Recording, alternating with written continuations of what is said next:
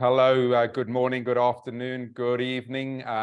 Welcome to this June edition of World Athletics Road Races webinars.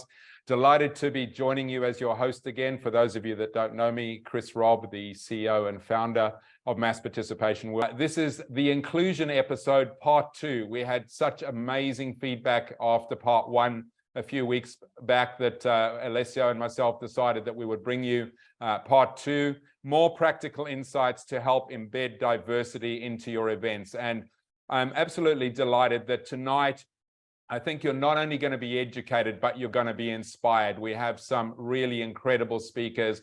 I think this topic is so important and inspirational on its own and has the ability to inspire the lives of so many people from so many diverse backgrounds. And our speakers really attest to that today. So we've got a 2.5-hour show. As always, please say hello in the chat as I see Tracy Sunderland, an old friend of the show, joining. Mary Beth Johnson from Chicago joining there. Keep saying hello in the chat. I won't pick them all up as I keep running through the program. 2 hours, 30 minutes. We are hopefully live on Facebook. We had a little bit of a glitch there, but we are definitely recording. And we are, as always, live streaming into China. So our big thank you, as always, to Julia Tweed, Jerry, and Huao from the CGX consulting team that are live streaming for us. We have a couple of presentations tonight, and as always, the decks will be made available afterwards.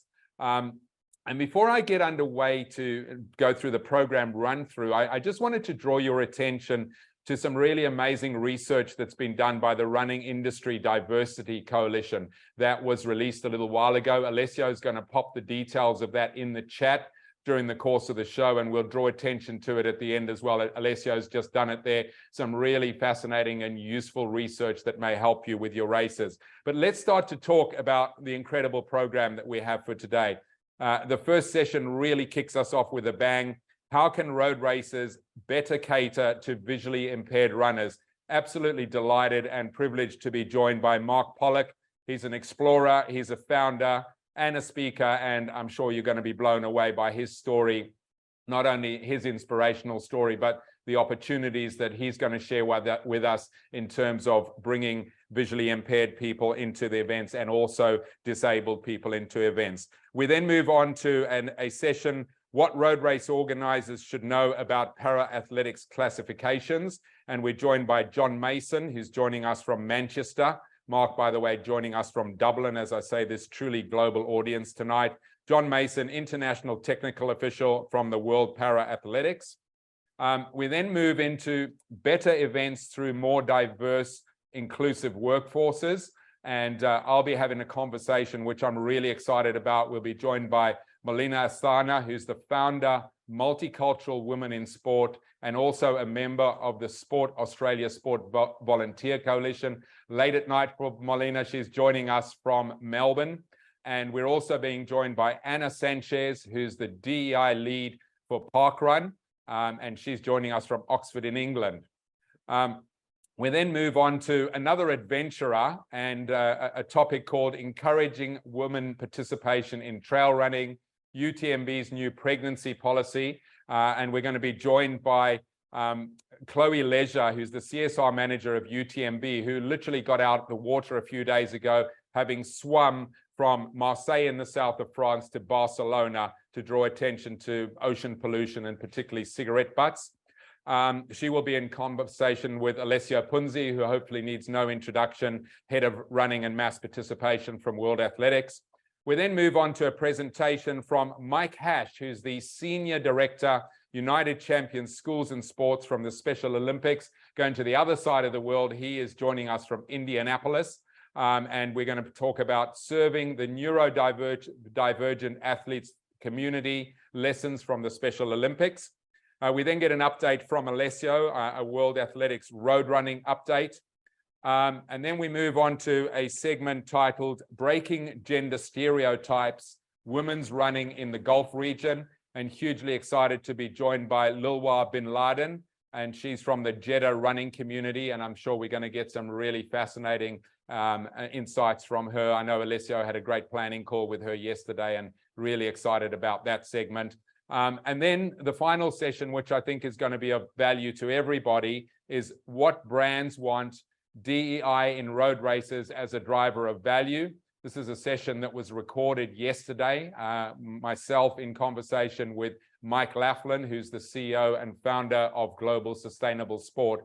Lots of great valuable insights there. And then we'll come back to wrap up the show. 2.5 hours we've got. As I mentioned, if you're not in a position to be able to go the full distance with us, it is being recorded. It's hopefully soon on Facebook Live, but we will post the recordings up as soon as we have them within probably a couple of days, latest by the end of the week, early next week. But let's get on to our very first session, and I'm delighted to welcome to the screen Mark Pollock.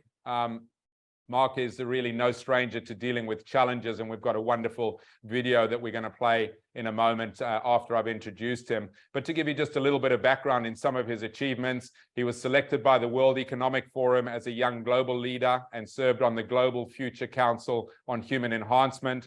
He's had 2 honorary doctorates from the Royal College of Surgeons in Ireland and from Queen's University in Belfast. He's raced as a blind man to the South Pole, and he's the founder of Run in the Dark, which attracts 25,000 participants across 50 countries. Please join me in watching this short video before I welcome Mark onto the screen.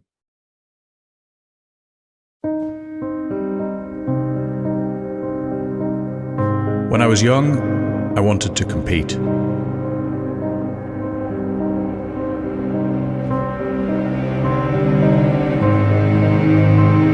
When I went blind, I wanted to go further.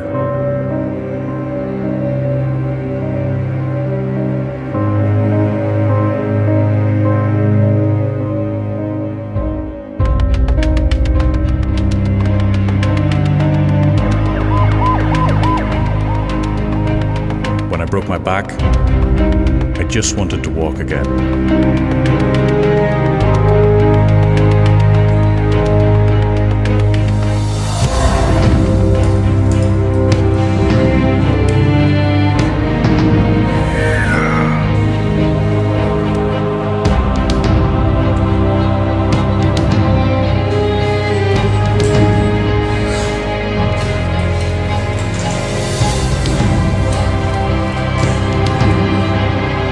I will.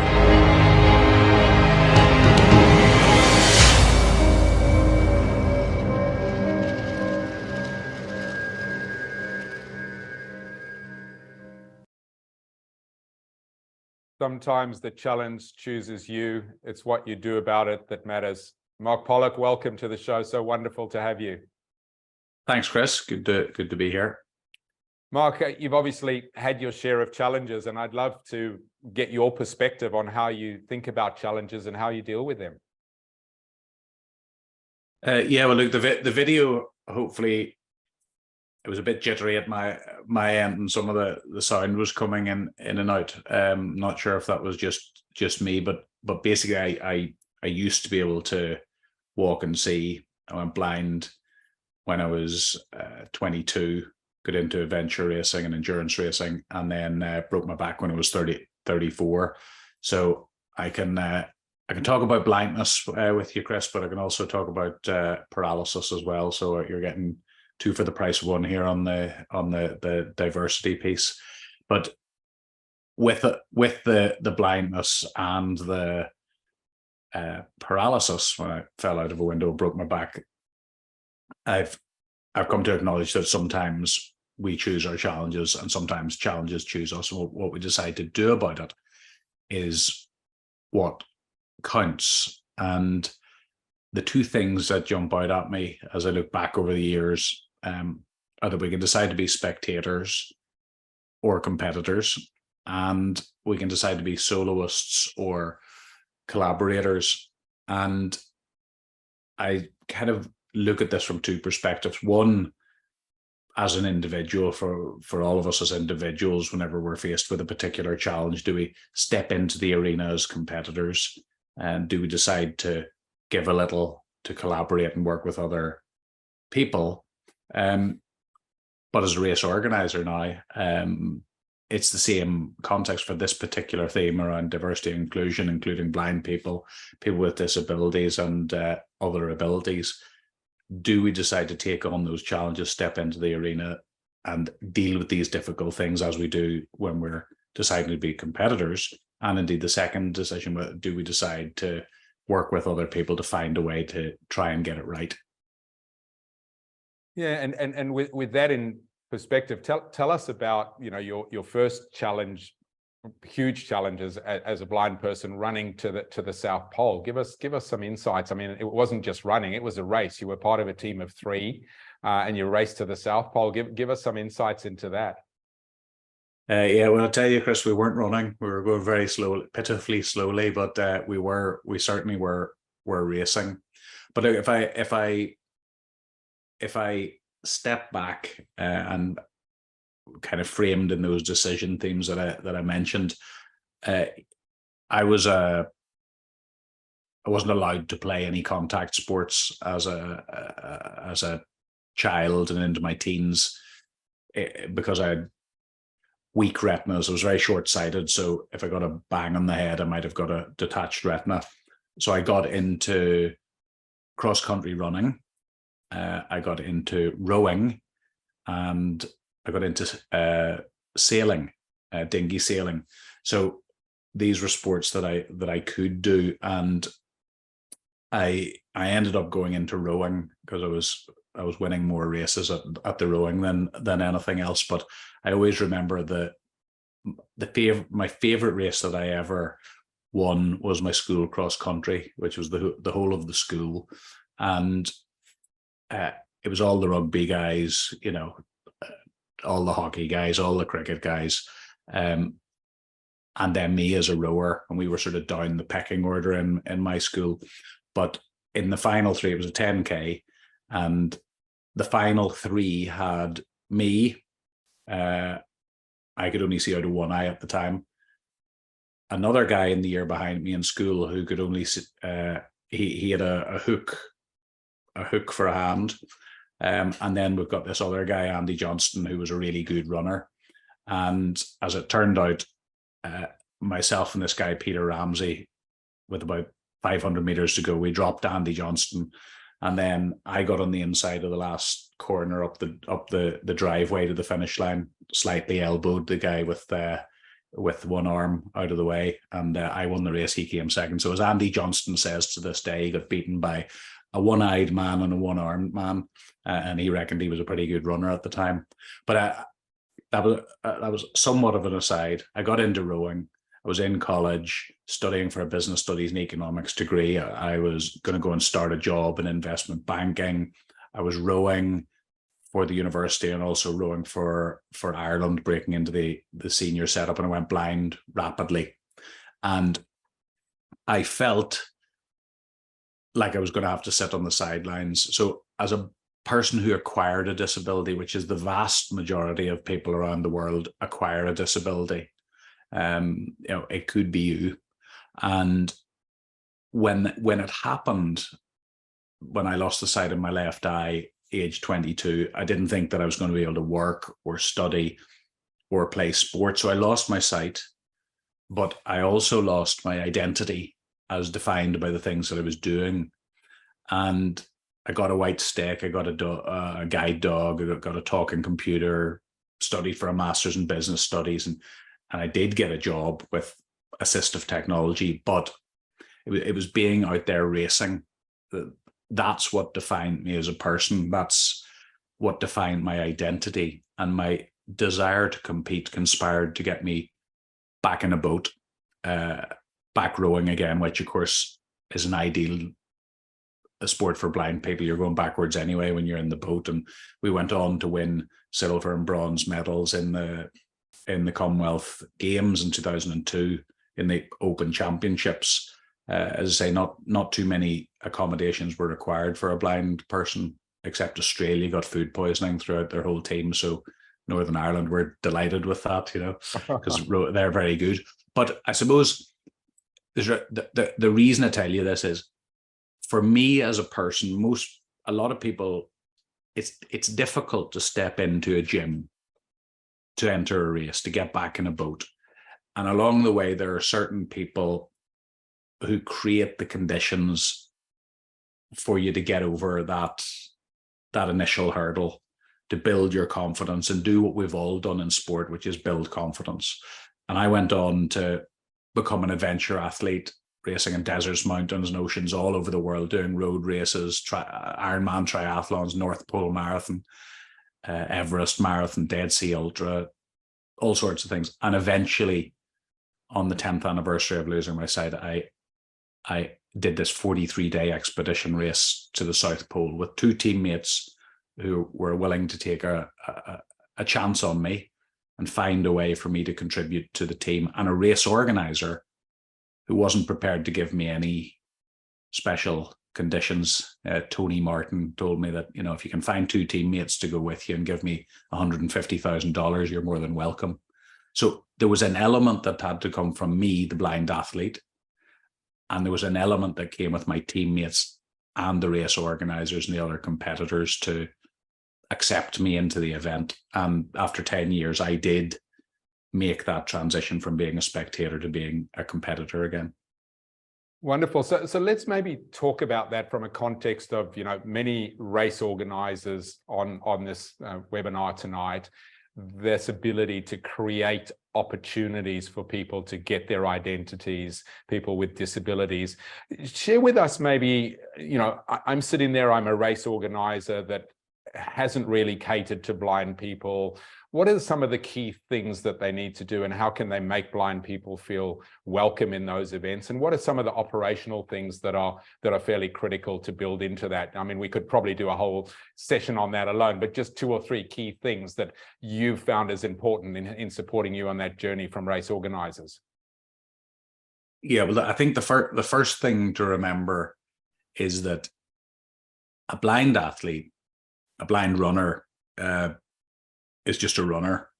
They just want to be involved with that human connection that we get from sport, to have that feeling of crossing the finish line, to be involved. So really, they're no different than any of the other athletes. And if you're a race organizer in the business of creating experiences, it's kind of the same deal.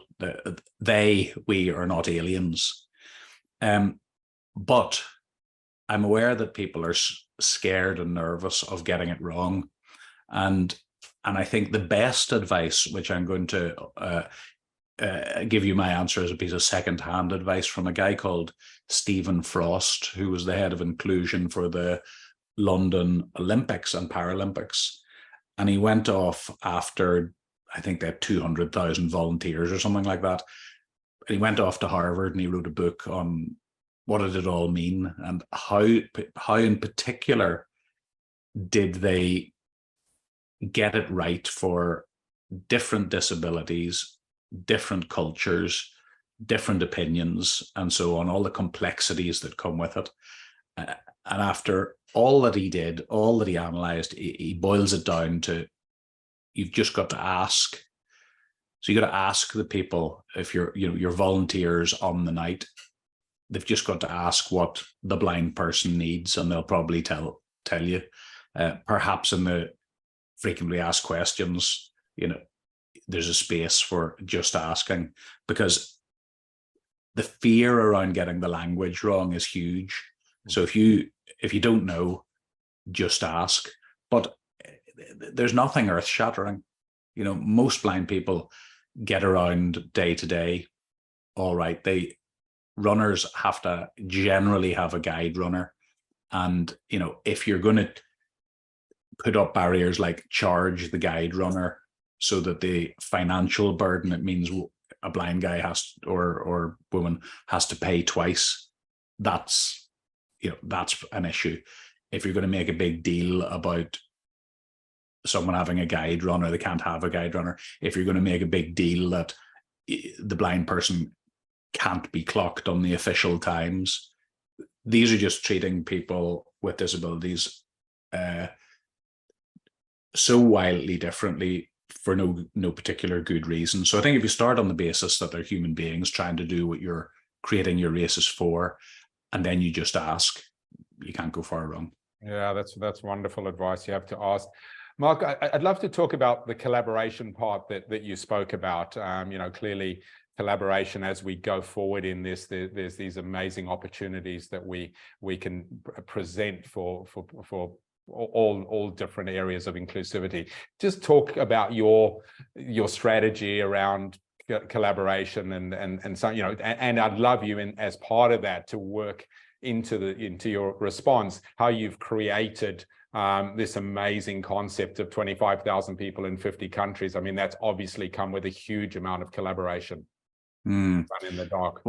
Yeah, look, about a year after getting back from the South Pole, I felt unstoppable, and my whole view of the world was that being a competitor was the way to go, pursuing success and risking failure, determination, all that stuff. And the people that I had on my teams, it was very much a meritocracy. If I wasn't good enough, I wasn't going to be there. If they weren't good enough, they weren't going to be there. That was sort of the way it worked. But I fell out of a third-story window around this time of year, 13 years ago in 2010, broke my back and found myself paralyzed in hospital for 16 months. And doing on a day-to-day basis, you go to the gym to do your 3, 4, 5 hours of rehabilitation in the gym, in the hospital. And then you go out into the community and there is nothing. So you have this sort of glimpse of sport and fitness for mental and physical well-being in hospital. And then you go into the community and it's gone. And I set off on my my new expedition to find and connect people around the world to cure paralysis. Aggressive physical therapy as a foundation, robotic exoskeletons allowing me to stand and walk, electrical stimulation of the spinal cord to allow me to have voluntary movement while I'm walking in my robot, and so on and so forth. And we found world-class competitors operating in science, technology, investment, charity, world-class competitors. But we didn't see much evidence of collaboration. We didn't see people working across countries, across disciplines, and in a way that would move research breakthroughs out of the lab, commercialize them, and get them into the clinic. So over the last 10 years, we've worked on projects that are now,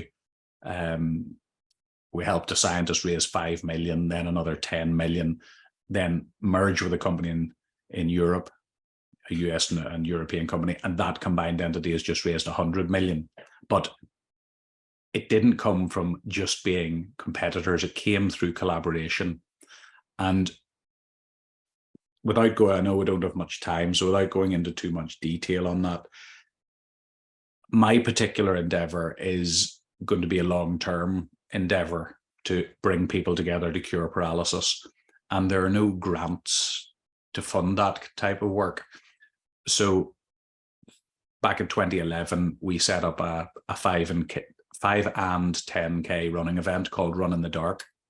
It was only supposed to be in the 4 provinces of Ireland, Belfast, Dublin, Cork, and Galway, but Irish people, as we do, started to send messages back from Sydney and San Francisco and Singapore and Paris and all over the world. So we now have this running event that happens in 50 cities all around the world every November. And we have a 5 and 10K in all locations. And we find that it's about a 50-50 split on our entry on who does the 5K and who does the 10K. But we had to create a kind of commercially viable event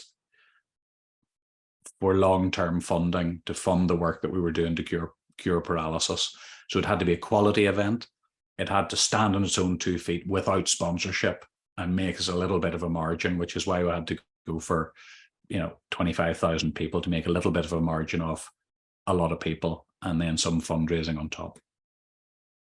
Fantastic. And if anyone here is interested to support that, just shout out your website and any way they can contact you. We'd love to help facilitate anything that we can. That's very kind of you to allow that the shameless sales pitch here, Chris. Yeah, why not? But look, it's runinthedark.org. is the website, and it's just about opening. It's on the 15th of November this year in 50 cities all around the world, and we have pop-up events, so volunteer-led, kind of like club runs, and people set them up in their own city, and they might get anything from 50 to 450 people. So if you want to volunteer, you want to partner to create one of our flagship events in your city, we'd love to do that. But runinthedark.org is the website. Wonderful, Mark. We could talk for hours, but unfortunately time's beaten us. Thank you so much for the inspiration and the insights. Wish you all the best, and look forward to staying in contact. Great. Thanks, Chris. Thanks so much. Take care. Bye. Bye-bye. Bye. What a wonderful story. Thank you so much, Mark, for sharing that. As we move on from Dublin, just down the road, to Manchester, staying in that part of the world, we're joined by John Mason, the international technical official from World Para-Athletics. Welcome, John. Nice to see you. Thank you very much, Chris. It's very, very good to be here. Thank you. Wonderful. And John, we'll give you screen sharing if you'd like to get your deck up as I just announced the title, and then we'll give the floor to you. What road race organizers should know about para-athletics classifications? Over to you, John. Good morning, good afternoon, good evening, everybody. And thanks again, Chris, for the invitation, a very kind introduction. So we've got 15 minutes or so here to talk about what road race organisers should know about para-athletics classifications. So this is only going to be a very, very shallow look at this into some areas that I think may be useful for you as race organisers. Coming out of this, if anyone has any other questions or any clarifications, then please feel free to reach out to me. Chris has got Chris and Alessio will have contact details, or also to any of the other WPITOs that you may have in your countries or areas. So, as Chris explained, I'm a WPA International Technical Official, and specifically with road racing and mass participation events, I've been very fortunate in the last few years to have been appointed as a technical delegate for the marathons in Boston, Berlin, and London, which has given me the opportunity to work closely with event organisers and also with athletes as well.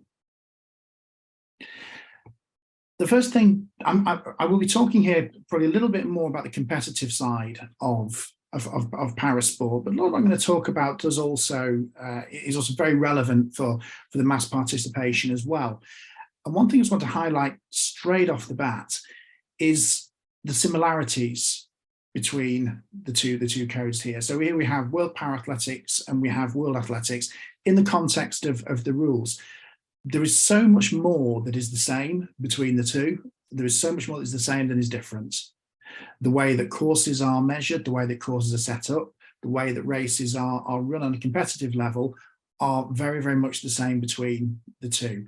I think sometimes it can be a little bit scary when people are looking to put on events for para-athletes. I think as Mark suggested, that mistakes might be made, that it's all very different, but it really, really isn't. There's a lot more that is the same than is different.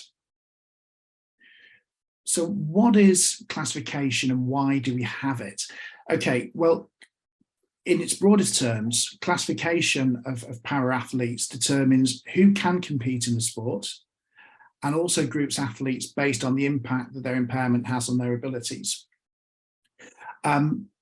Anybody can compete in sport, and I think you will find in the races that you have that there will be athletes with all kinds of impairments that are already competing, and you probably don't know it. Competitively though, and internationally, in order to compete, athletes do need to be classified. Not all athletes will be classified as being eligible to compete in national or international competition. The rules are very, very strict, and there is a process to be gone through to classify athletes, which is way beyond what we're going to talk about today. But also groups athletes based on the impact their impairment has. And this is for a couple of reasons. Well, three reasons I'll highlight. I mean, first off, to enable athletes to compete, and we'll talk about some of the classifications where maybe some modifications need to be made to the running of the event to facilitate that, that competition. Safety is important here, safety of everyone, of the para athletes and all the other athletes in the race. And also from a competitive standpoint as well, to really make a meaningful competitive opportunity for para athletes to compete against athletes with similar impairments on a more level playing field. So in terms of road race distances that World Para-Athletics as an organisation recognise at the moment for record and for ranking purposes, there are three. We have the 10,000 metres, the half marathon and the marathon. Now, I know there is a real appetite for this to be extended, and it's something that I'm certainly very keen to see. Out of stadium road racing events have become so popular now in para athletics. There is a real appetite for more, and that's something that I really hope we will see in the not too distant future. But for the moment, internationally, out of stadium, we compete 10,000 half marathon and the marathon. Race organisers will organise other distances of events as well. There is a fantastic 5,000 metres race that takes place just ahead of the Boston Marathon every year, with some absolutely world-class athletes in that, and athletes of all abilities. Very, very inspiring stuff. So when you look at classification, first off, you will see that there are a number of, quite a few classifications within para athletics, and it can be quite confusing. It can be quite difficult. It can be quite overbearing sometimes. So we've split this down into, let's put the numbers to one side just for the moment, but just broken this down into 7 areas of impairment classes that we have in para athletics.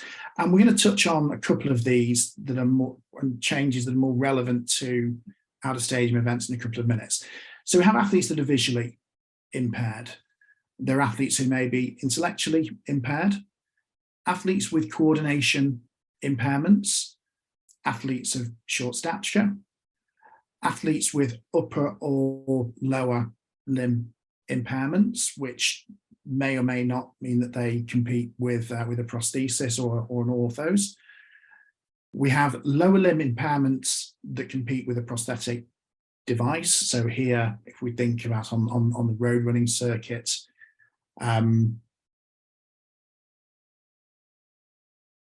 sorry, no, it's completely gone out of my mind there.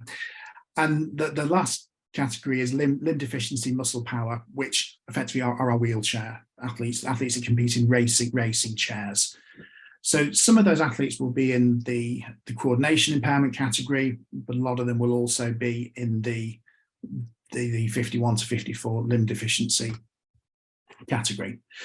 So the first one I want to have a category to have a look at, and this is one that has been just so fantastically successful in road racing and major events over the last few years, are athletes that compete in racing chairs.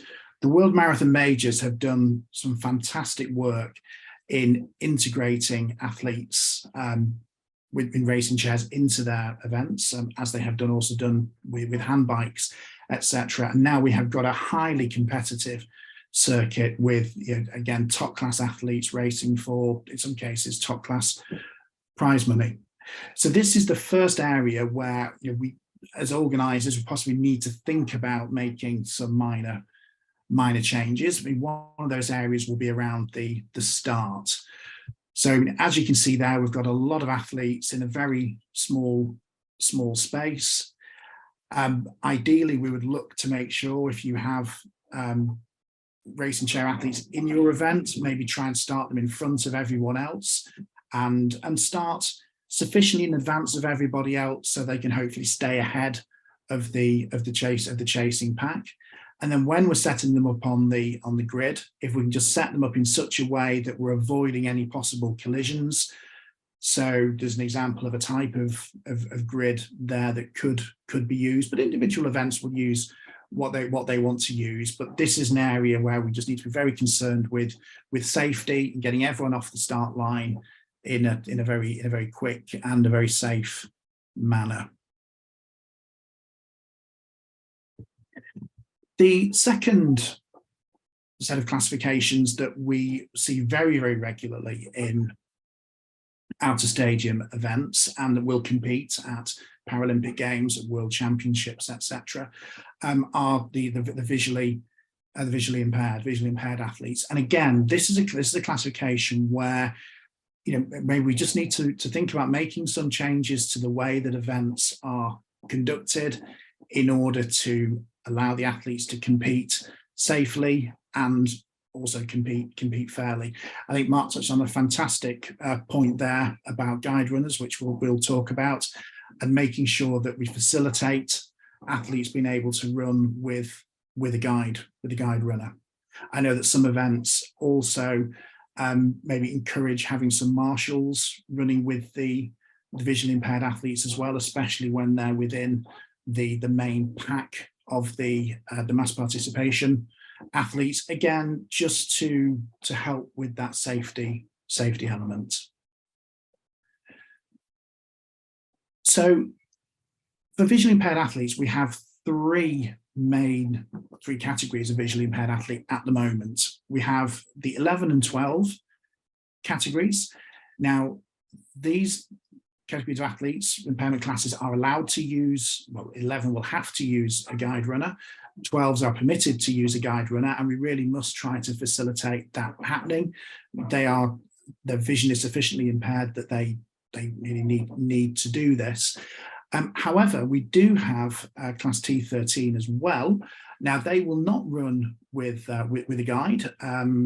They may well be that we'll not need to make any real changes to the event to facilitate their participation, but it is useful to know that, you know, there may be athletes in your event who are visually impaired but are not running with a guide. So don't always assume that just they haven't got a guide, that there isn't elements of visual impairment there.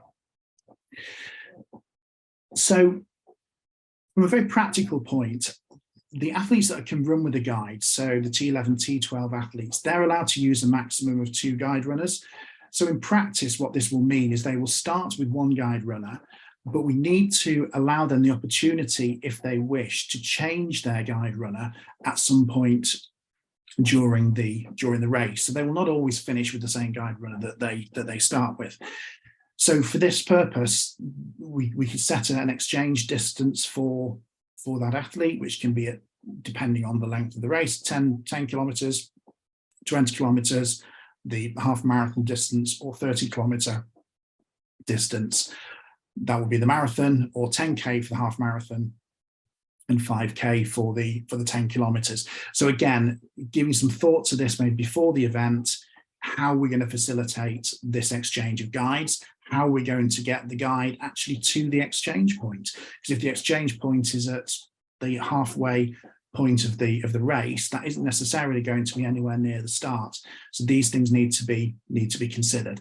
And because of that, a guide runner exchange has to be organised in advance.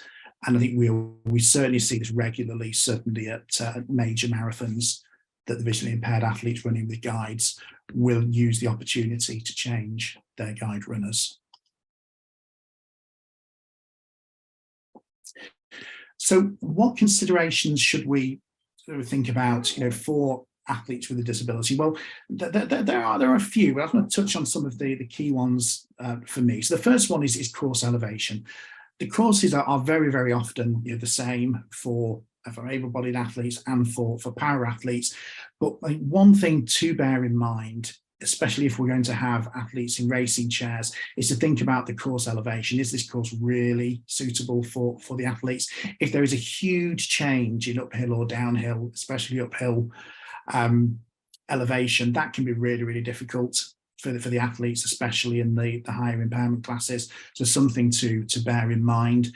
What might be tough for able-bodied athletes it can be immensely tough, nigh on possible for the para athletes. Tight turns, again, especially where we've got athletes in racing chairs who really are moving at a real lick. If we have any tight turns, they need to be considered. They possibly need to be smoothed off purely from a safety perspective. If we have a tight turn at the bottom of a hill, that can be really problematic. So again, just be mindful of that and putting in place some mitigation factors to help with that. Refreshment stations, we'll look at those in a moment. Distance markers, again, very practical point. If you have wheelchair racers in your race, they will be racing with their heads down, and it would be really useful if those distance markers to show the kilometre, or in the US the mile markers, if they could be positioned a little lower so that they're easier for the racing chair athletes to actually see. Space, again, space is at a premium, I think, especially with the racing chair athletes, especially with the double leg amputee athletes. So be this at the start, if you've got a core room or muster area, to make sure there is enough space for everyone for safety reasons. Racing chair repair, this is an interesting one. If you're going to have a number of racing chair athletes in your event, especially if they are competing at an elite level, maybe give some thought to there being availability of a mechanic, or at least somebody who has experience of this to help with any last minute running repairs to racing chairs. It is not unusual for there to be last minute problems, maybe post warm up and even on the grid, with athletes having problems with their racing chairs. The picture there of a couple of drink stations, and drink and refreshment stations are, I think, something to really think about. In the little inset there, you do have a couple of the racing chair athletes there who are taking refreshment. At an elite level, that doesn't really tend to happen. Very often the athletes will carry their refreshment from start to finish. But that said, I think it is important, especially if we have a wide range of abilities, and especially for mass participation, that there is something there to help those athletes. As simple as maybe just lowering, the height of those tables in certain areas to facilitate the athletes in a racing chair. We also need to think as well about maybe having stations on both sides of the road, because guides will tend to run on one side of their athletes with VI competitors, and it might not always be easy for that guide, if their athlete is on their right hand side, to actually take refreshment that is on the right hand side. So again, it's just something to have a little bit of a think about. That is a really high level look at classification and the way some of the classifications could impact on how races are conducted and how competition is conducted. I think the key for me there is in many ways nothing needs to change. It is just about mindfulness. A lot of the impairment classes that we have in para athletics will compete mass participation without anything needing to be changed. But we do have those 2 or 3 classes where a little bit of mindfulness is needed, and we can do something to assist them to compete, and also to compete well, and to enjoy the sport. Wonderful, thank you, John. So Chris, many really valuable insights there. Couple of questions. I think you've covered this one. Are there different grading for hills and races where would have wheelchair racers allow them to record their result for WP ranking? I think you spoke about appropriateness of course design. Get maybe a quick response to that one. Yeah, no, absolutely. There is no difference in terms of the whether a course is legal for the purposes of rules. It is no different with para athletics to World Athletics, it is exactly the same in terms of gradients, the start and the finish needing to be within a certain distance of each other. There is so much that is the same. There is nothing that is different there. I think the point that I was making with the elevations, though, it's not a legality of the course, it's really a practicality of the course. That some courses, if they've got a lot of uphill, an example would possibly be Birmingham Commonwealth Games was tough for some of the athletes. It was a hilly course. The hillier the course, the tougher it is going to be. Yeah, thank you, John. And then a couple from Mary Kate. One was the clarification that it's 10K and not 10,000 meters. That was just a comment that she and then she says, do any non-Olympic World Athletics events have personal hydration stations for wheelchair and visually impaired participants? Sorry, can you repeat that, please, Chris? Sorry. Personal drink, special drink station for the elite athletes, I think is what she's talking about. No, I think for the elite athletes, it's rare doesn't happen because they're racing, even at marathon, they're only racing for maybe just over an hour and a half, and because they're in a racing chair, they can carry from start to finish. So it's really unusual. And visually impaired? Oh no, yeah, visually impaired. They will absolutely. They will. Yeah. Yeah. Wonderful, John. I think that's got all the questions. Thanks so much. Some really great, valuable insights there. Oh, sorry. What is the 5K road race for para athletes before Boston? From Tracy Sanchez. That's actually one probably for Mary Kate. Actually. Mary Kate, maybe in the essence of time, if you wouldn't mind, just pop that in. Then there's one from Jack Fleming. John, your comment about the tight hairpin turns really resonates with us in Boston, having come off our 10K this past weekend. Softer turns and starts with timing and scoring, sequencing and finish line. Separate break take participants with 3 or 4 learnings from the past weekend. Also a staff and volunteer group who understands the support. Thanks for those insights, Jack. Appreciate it. Great to see you. Thank you, Jack. It is important, and it can just be little things, just taking that turn wider, just guiding the athletes a little bit wider on those turns. It's the small things that can be done. Fantastic. Comment from Alessio, good New England delegation. Yeah, thanks so much for joining us from Boston. Saying a big goodbye to you in Manchester. Thanks so much, John. Really appreciate the insights there. Thank you, Chris. Thank you, everybody. Which brings us to our next segment, better events through more diverse, inclusive workforces. I'm delighted. I'm going to be staying in the chair, and I'm going to be joined by Molina Asthana, who's the founder of Multicultural Women in Sport and a member of the Australia Sport Volunteer Coalition, joining us very late in the evening from Melbourne. Hello there, Molina. Thanks for joining us. Hi, thanks for having me. Great to see you. And also joining us is Anna Sanchez. She's joining us at a reasonable hour from Oxford in the UK. She's the DEI lead for parkrun. Hello there, Anna. Hi, thank you very much for being here. Wonderful. Really looking forward to this part of the conversation as well. Molina, why don't we start with you? And I'd love to hear, you've gone through, I mean, volunteers are the lifeblood of any event in our industry, and a very important part of the workforce. You've kind of gone the journey of being a volunteer to now doing amazing work in administration in the space. Share with us a little bit about your journey of becoming a volunteer and why you think it's so important for events to attract a diverse group of volunteers to participate in them. Yeah, thanks, Chris, for that question. I guess my journey in sport really began when I moved to Australia about 19 years ago. I wasn't really I grew up in India. I wasn't very sporty. It wasn't really an option. Focus was on academics.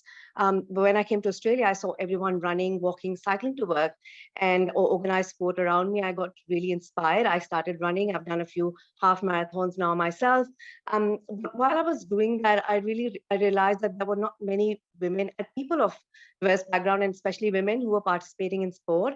And I thought that it was really important that they were part of the sporting ecosystem, because sport has a lot of advantages, particularly for people of diverse backgrounds, for migrants. It helps them overcome issues of isolation and depression, get accustomed to the Australian way of life and workforce, develop confidence, find peer support, including to come out of abusive relationships, especially for women, and help create a sense of belonging in a new country. It also challenges gender norms predominant in some of those cultures. But there were not many women, as I said, participating because of social, cultural, economic access and other barriers. So I started my own not-for-profit Multicultural Women in Sport, which aims to increase participation of women of diverse background in sport as a means of empowerment, their well-being and sense of belonging. So I was already involved in a lot of community work, and that's what a lot of migrants do as well. They want to give back to community. And I was asked if I would be interested to become an ambassador for Australian rules football, which is our most popular game in Australia. And thereafter, I was appointed as an ambassador for Cricket Australia, for the Commonwealth Games and the Jean Haley's Women's Health Foundation. I really enjoyed that aspect of volunteering and connecting with the communities, creating awareness of the importance of participating in sport for people of diverse backgrounds.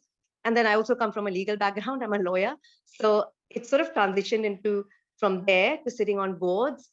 So I got invited to sit on one of the AFL boards and then some others. So now I chair Gymnastics Victoria. I'm on the board of Table Tennis Victoria, and I sit on a tribunal for soccer and for the Victorian Amateur Football Association.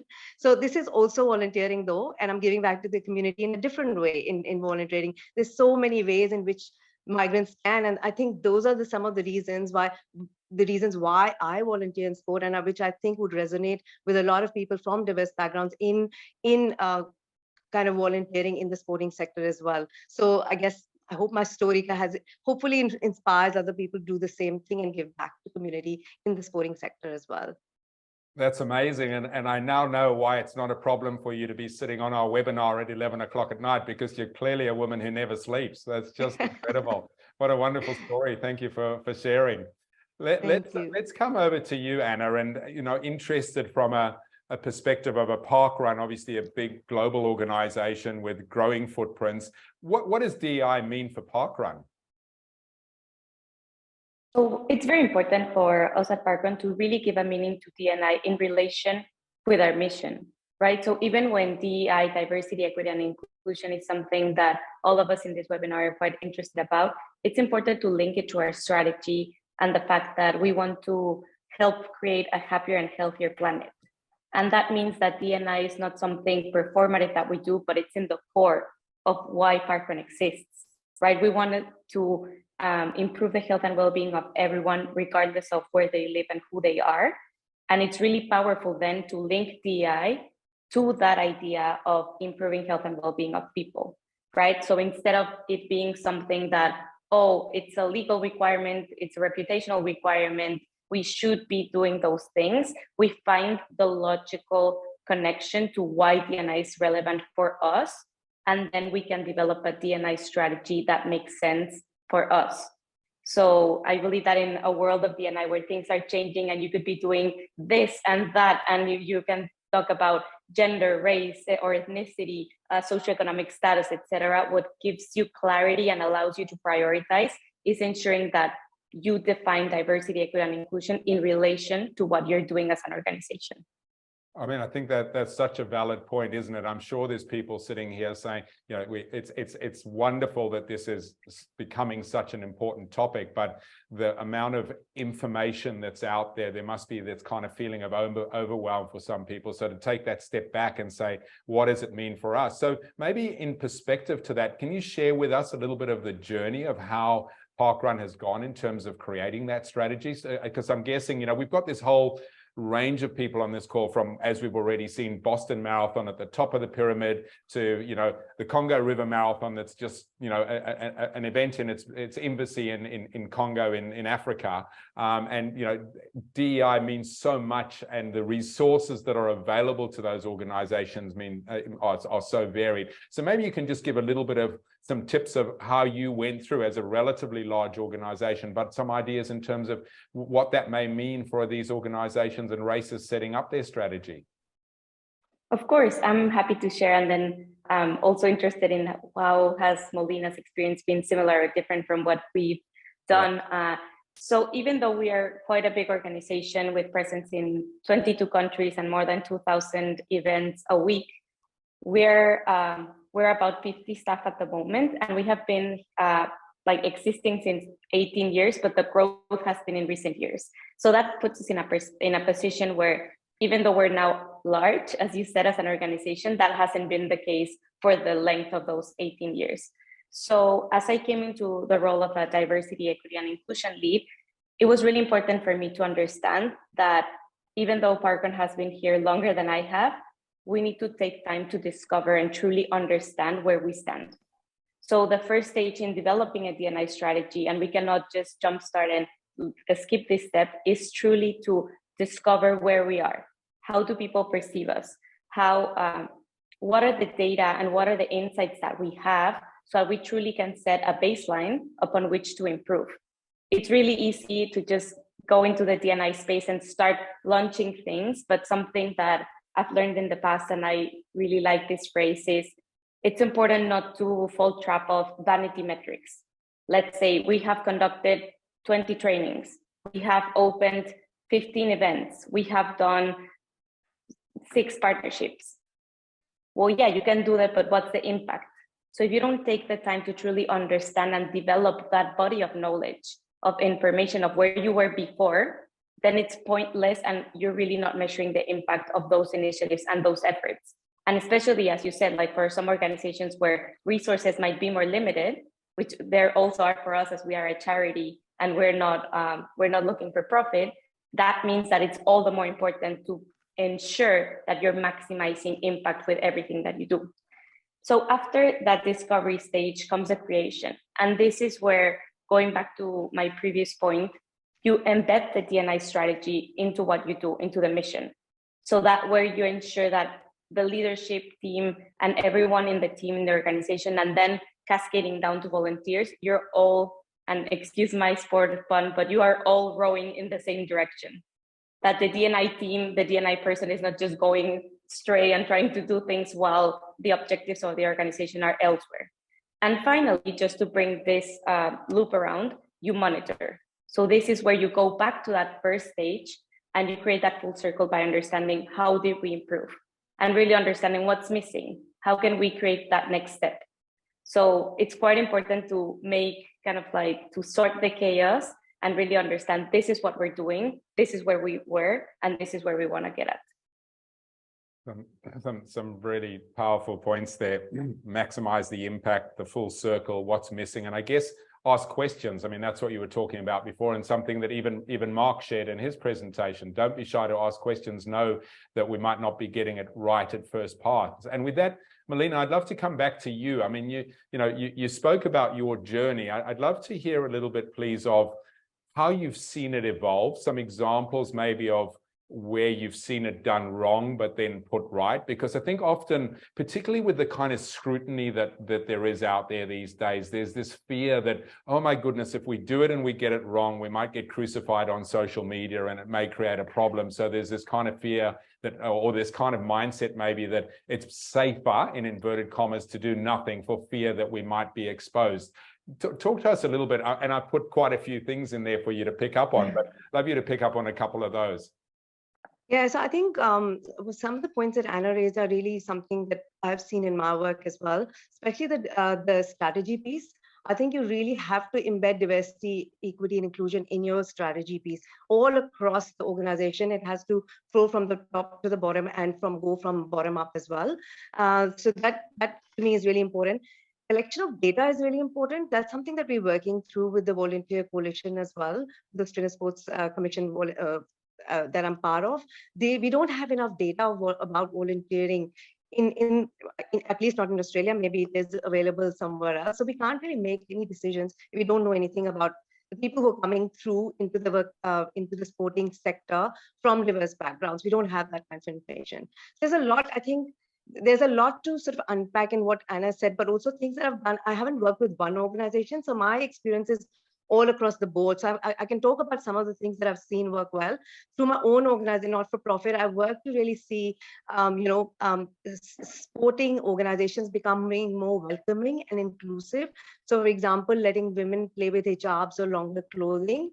Then also having welcoming days to attract people of specific backgrounds. Little things like food can also make a difference. For example, half of the migrants here don't eat beef or they don't eat pork. A lot of the sporting organizations serve body pies and sausage rolls, and they don't feel comfortable going there because there's no food for them. There's an alcohol culture. Many of them don't consume alcohol.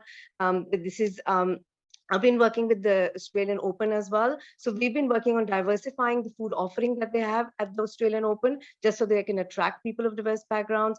There's also other things that they've implemented based on this informal advisory that I'm part of for Tennis Australia. They've put up signs in different languages, set up prayer rooms, change some of the promotions and advertisements to show faces of diverse backgrounds. I think visibility is really, really important. Having those diverse faces, you can embed everything in your strategy, but if people don't feel welcome, they're not going to turn up, and they're not going to be part of your ecosystem. We also have to understand what drives people of diverse backgrounds to participate or volunteer, whatever they're doing in the sporting system. A lot of times, it's a decision of the family. So when you think about people of diverse background, you think about it, what would a family do? And so even to get someone to volunteer at a sporting club, you may have to bring in the whole family. It's a whole journey for the family. They make a decision. And once you get them, you get not just one person, you get the whole family. And there's a lot of people, maybe someone wants to participate, someone wants to volunteer, someone wants to come and watch. So you've got this whole, a whole different set of, and they bring their friends along. So we have to think about the way they consume sport as well, which is different. I know Anna didn't speak about this. Maybe it's not relevant for parkrun, but I do believe in quotas and targets. And I think that if most sporting organizations had some kind of targets, it has to be measurable, as Anna said. And I think for being measurable, there needs to be KPIs. One good example I've seen is the Rooney Rule, which originated in rugby in the US, but then was used in the UK as well. We haven't got to that in Australia yet. It required you to interview at least one person from a BAME, a Black Asian minority ethnic background, for any position, without mandating that you select them. But what it does provide is a chance for people who would otherwise not get that chance because of the conscious and unconscious bias that they face, increase the size of the pool, and brings forward worthy candidates of those backgrounds. So there's so many different things that can be done to involve them. But I know there's other elements of onboarding and retention. I can talk about that later. Maybe Anna and I can talk about how they're doing it, and then I can talk a little bit about that as well. Thank you. And I think that's a nice kind of segue into a question that I wanted to ask for Anna is an organization across 22 countries. How do you adapt? You've heard of some of the cultural challenges which are inherent in Australia, that the alcohol, the pies, and those kind of things, and guess part of that's part of an English culture. But how and we've got, as I said, we're spanning the world here. We've got more than 60 countries that have registered for this webinar. How do you adapt, and what are maybe some of the commonalities that you see? And maybe that's a good starting point to say, of all of these countries, these are some of the key things that you should be focusing on that you've found that are common from a parkrun perspective. Definitely, that's an amazing question, and it's definitely a challenge in an organization with 22 countries. Also, just because I think it's relevant, I originally come from Mexico, so I also lived some of these culture and challenges myself by adapting to working in a UK culture. So something that is quite relevant as you're leading into this, especially from a staffing perspective, is, and I think it goes back to what Mark was saying, and the importance of not assuming, right? It's very common, and it's very common, especially in countries in Latin America where I was living before, to just try to copy and paste what worked in other countries. And we know that a lot of the literature, especially around diversity, equity, and inclusion, a lot of it comes from English-speaking countries, right? So even taking it one step ahead, it might be the UK, but it also might be the US. So there's just an example of a company where they were trying to take a training about racism and race and all of that, which is a very important subject, of course, but that was very US specific, and trying to use it in Mexico. where the issues of class and race are vastly different, where the issues relate more to indigenous populations. So if you just try to say, oh, this is the best practice and thus it must be the best practice elsewhere, that's where you're gonna have issues. So going back to the importance of asking and taking into account that although D&I is a global issue, it will have local nuance. Another topic, and I'm sure that Molina can prove me wrong since she's a lawyer, but there are countries where you cannot ask the questions. In Mexico, for instance, and this is a very particular example, you cannot ask an employee about their sexual orientation, about their race, about their gender identity. It's illegal to ask, because if you ask, then it can be seen as discriminatory. So if you just want to copy and paste the best practice, perhaps from the US or from the UK, where you ask to then measure, then you're not only not going to be received well because no one is used to being asked, but then you're also going to be legally liable. So it's really important to take a step back and then make sure to connect with local organizations, local communities. So we have ambassadors, regional ambassadors in all of our territories to truly understand and have a sense check of, we'd love to do this. Does this work? What are we missing? It's impossible for any single individual to know all the variables and all the different things from all the countries, but we can ask. And I really like what Mark was saying about the fact that if we do it respectfully, it's always better to ask than just try to assume that, of course, we know how things work in X country, in X community. And finally, truly understanding that different countries, like not few organizations are able to expand homogeneously. So we're really, really mature, and we have a lot of events in countries like the UK, Ireland, Australia, and South Africa. We have a couple of events in Malaysia.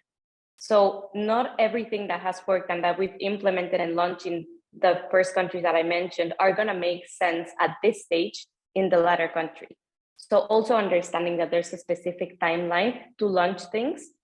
And finally, ensuring that you stick to your values instead of focusing on the initiative. So the goal is, we want to promote inclusion. That way, that gives us the flexibility to say, in country A, we'll do this training. In country B, we'll do a workshop. In country C, we'll do a speech.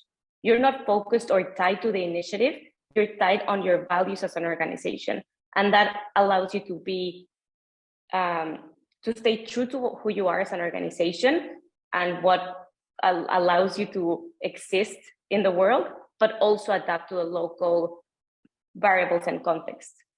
Well, I love that. Stick to your values, not your initiatives. That makes really perfect sense. Thank you for that. And let's come back to you, Molina. And you touched before on speaking about onboarding and retention, because I think there's this, okay, let's get going. Let's go down the path. Let's attract volunteers. Let's attract a diverse workforce. But that's probably only the start of the journey, isn't it? That whole importance of differentiating your onboarding process and making sure that you put things in place to make retention, both from a volunteer perspective and a full-time staff perspective. I'd love to hear your thoughts on that. And yes, I want to before you go ahead, just sorry, 2 minutes, Molina. We've only got about 5 minutes to go. So if you've got any questions, please pop them in the chat and we'll try and pick those up as well. In the Q&A or the chat. Thanks, Molina. Thanks, Chris. So yes, I want to pick on something that Anna said before about different, not one size fits all, that you've got to have different strategies for different countries. We've got so many cultures in one country in Australia. So it's the same for us. We've got people, on the street from from all different countries. So really it is about understanding what makes them tick. Why do they want to volunteer? Why do they want to be part of the sporting workforce? And if you can understand that and tailor the experiences based on that, that really helps. So I have a positive story about running. This was a race that I was running myself. And there were Sikh people, the turban people, they were handing out water in the drinking stations and all through the running festival. So that to me was like amazing. I mean, Sikh people are known for their volunteering. And in the Indian culture and Sikh culture, providing water to the thirsty is considered a noble thing. So that was combined, their focus on volunteering and this, providing water to the thirsty kind of really combined well with this, them standing and giving out water at those stations. And I thought that made for a positive outcome for volunteering in sport. So there could be various examples you could use from cultures pick on what they really value and use them and bring them into your sport as an example to be able to bring them. So that's one example, really. At the Sport Volunteer Coalition, we're talking about a register for volunteering and some interesting ideas about an app for volunteers that has all the information and experiences and helps them connect to the sporting organizations and fellow volunteers. Also things like, credentialing and things. So it creates value for them when they enter the sporting system. So that's another one. We also need to make volunteering or participating in sport a really positive experience, because it's a lot of obligations, especially for like mom and dads who volunteer in sport. Especially we didn't know during COVID, there were so many more things they had to comply with, which they were not equipped to do, to really do, and there was not much support provided. So you do need to provide that support when you onboard them and also to retain them, because otherwise you will lose them pretty quickly. As soon as the kids out of the system, they'll probably be out because there's no motivation for them to remain in there. And then of course there's no money. It's not too much money in the second-tier sport. So we need structures there, which money can provide this. We need grants for that. We need to be able to train people and have job descriptions and all those kind of things.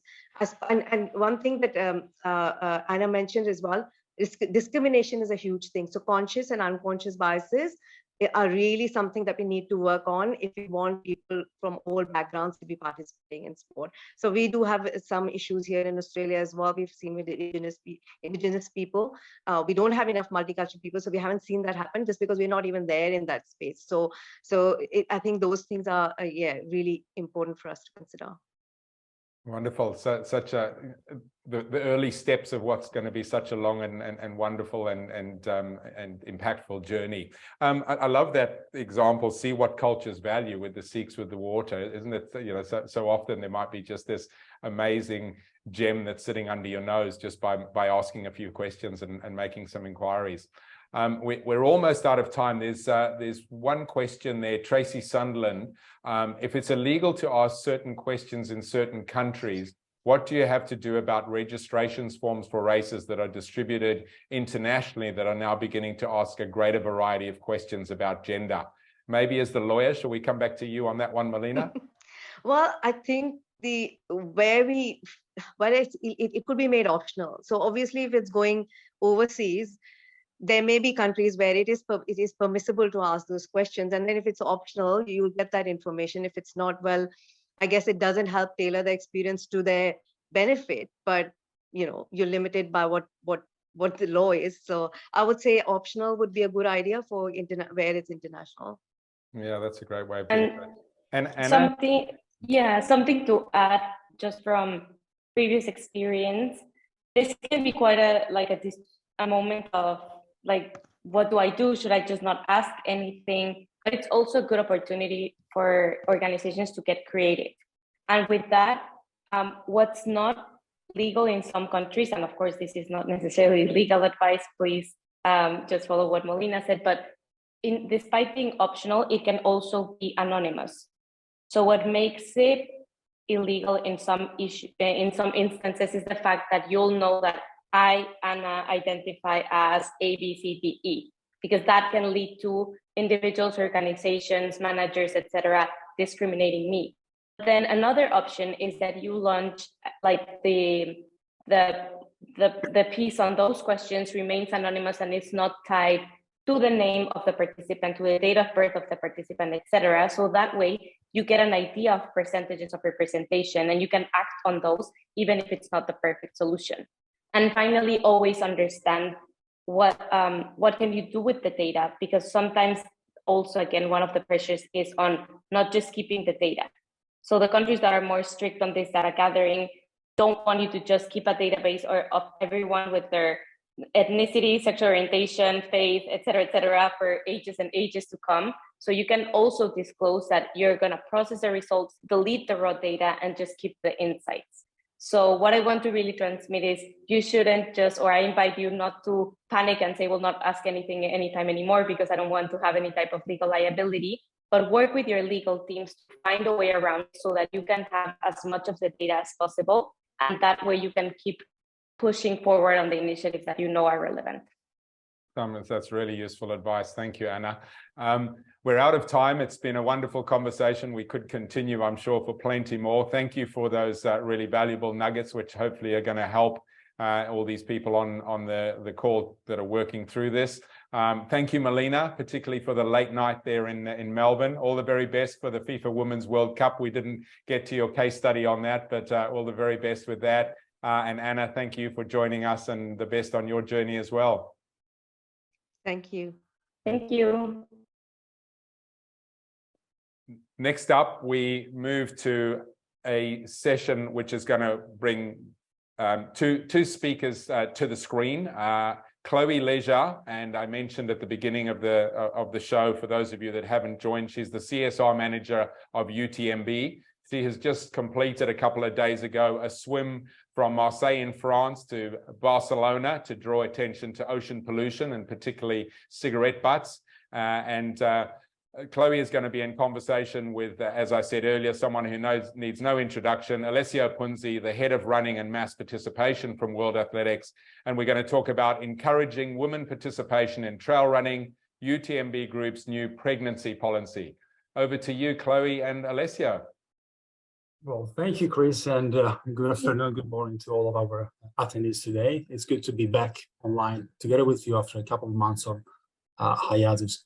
It gives me special pleasure to be today in conversation with Chloe, because I didn't know Chloe until a few weeks ago. Then I researched her profile on LinkedIn and on Google, and her recent adventures have been quite remarkable.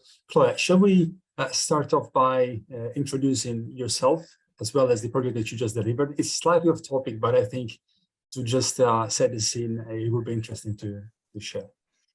Yes, of course. Well, thank you. Thank you very much for the invite. So as mentioned by Chris a little earlier, I just come out the water. It's been a few days now. Aside from work and working for UTMB, I also have a charity called Swim for Change. So I'm also an open water swimmer, and we have an objective with this charity to raise awareness on different pollutions, especially in the seas and in rivers in different parts of the world. And so our project this year was swimming from Marseille to Barcelona, and that's 500 kilometers, because we wanted to raise awareness on that number, 500. 500 liters of water is what gets polluted from just one small cigarette butt. And that's really what we wanted to raise awareness on to the communities, especially in France and in Spain, and to really show people that it's an important pollution, that we really shouldn't throw our cigarette butts on the floor. Well, you just spent a few weeks into the water to promote this Swim for Change campaign. I guess that what you do on a daily basis at the UTMB group offices back in Chamonix can be dubbed a run for change. The majority of the audience that we have in these webinars come from the traditional road running world. So but UTMB is so big that I would think that most people know what it is, what it does. But for the very few who might not know it yet, what is the UTMB? What is UTMB? So Ultra Trail du Mont Blanc. So it's an event that now exists for 20 years. We're celebrating our 20-year anniversary this year. It takes place in Chamonix every year, and it goes around the entire Mont Blanc. So it's a 100-mile course. And since 2 years now, UTMB has now developed a UTMB World Series. So we have over 35 events around the world in all continents, all trail running events with different distances. We start from 20 kilometers and we go to 100 miles. And so with this World Series comes also all these new questions that we're asking on inclusion and diversity. Yeah, excellent. I'm really glad that you mentioned how big the geographic spread of the UTMB group is, because the things that we're going to discuss today really can have an impact worldwide. Your job title is Regeneration Manager. Can you explain us what that means? Yes, so actually we were really lucky enough a few years ago to be accompanied by a company called The Shift in Switzerland, who helped us to build a regeneration strategy. So it's a sustainability strategy, but we use the word regeneration because it really fit for what we want to do, which is go beyond just kind of repairing the bad that we can do with our event, and really do so much more good in the playground that we run in. So it's the mountains and nature that our events take place in, but also the communities and everything that goes around our events. So we decided to call it a regeneration strategy, which is where the name came from my role here today. And it's really been such a good objective for us to say we want to go beyond and do as much good as we can around our events. And I suppose that in this, broadly speaking, social responsibility, corporate social responsibility effort of the UTMB group, a big part is played by the diversity and inclusion policies. What gave us the opportunity to discuss today is this pregnancy policy, which has been recently announced at the UTMB. I'd like us to talk a little bit about it. Can you just give us a few insights of the thought process behind it? What was the origin for this policy change? What was the instigator for this policy being developed? So actually, a few years ago, there was this famous picture, which I'm sure some of you have seen, of a woman with her baby at an aid station and breastfeeding her baby at an aid station during UTMB. So this woman had just given birth and she had decided to still feed her child during her race. And this picture really went around the world, and it actually confronted us with, okay, she signed up to this race, which is a lottery race, which means that, you know, by the time she probably found out she was pregnant, she was already signed up, and she either had the choice of running and doing the best she can, or giving up her slot and then having to come back to stage 0 and doing races again and getting the right amount of points to get back into the lottery and finally get a chance to race again, which could take her years.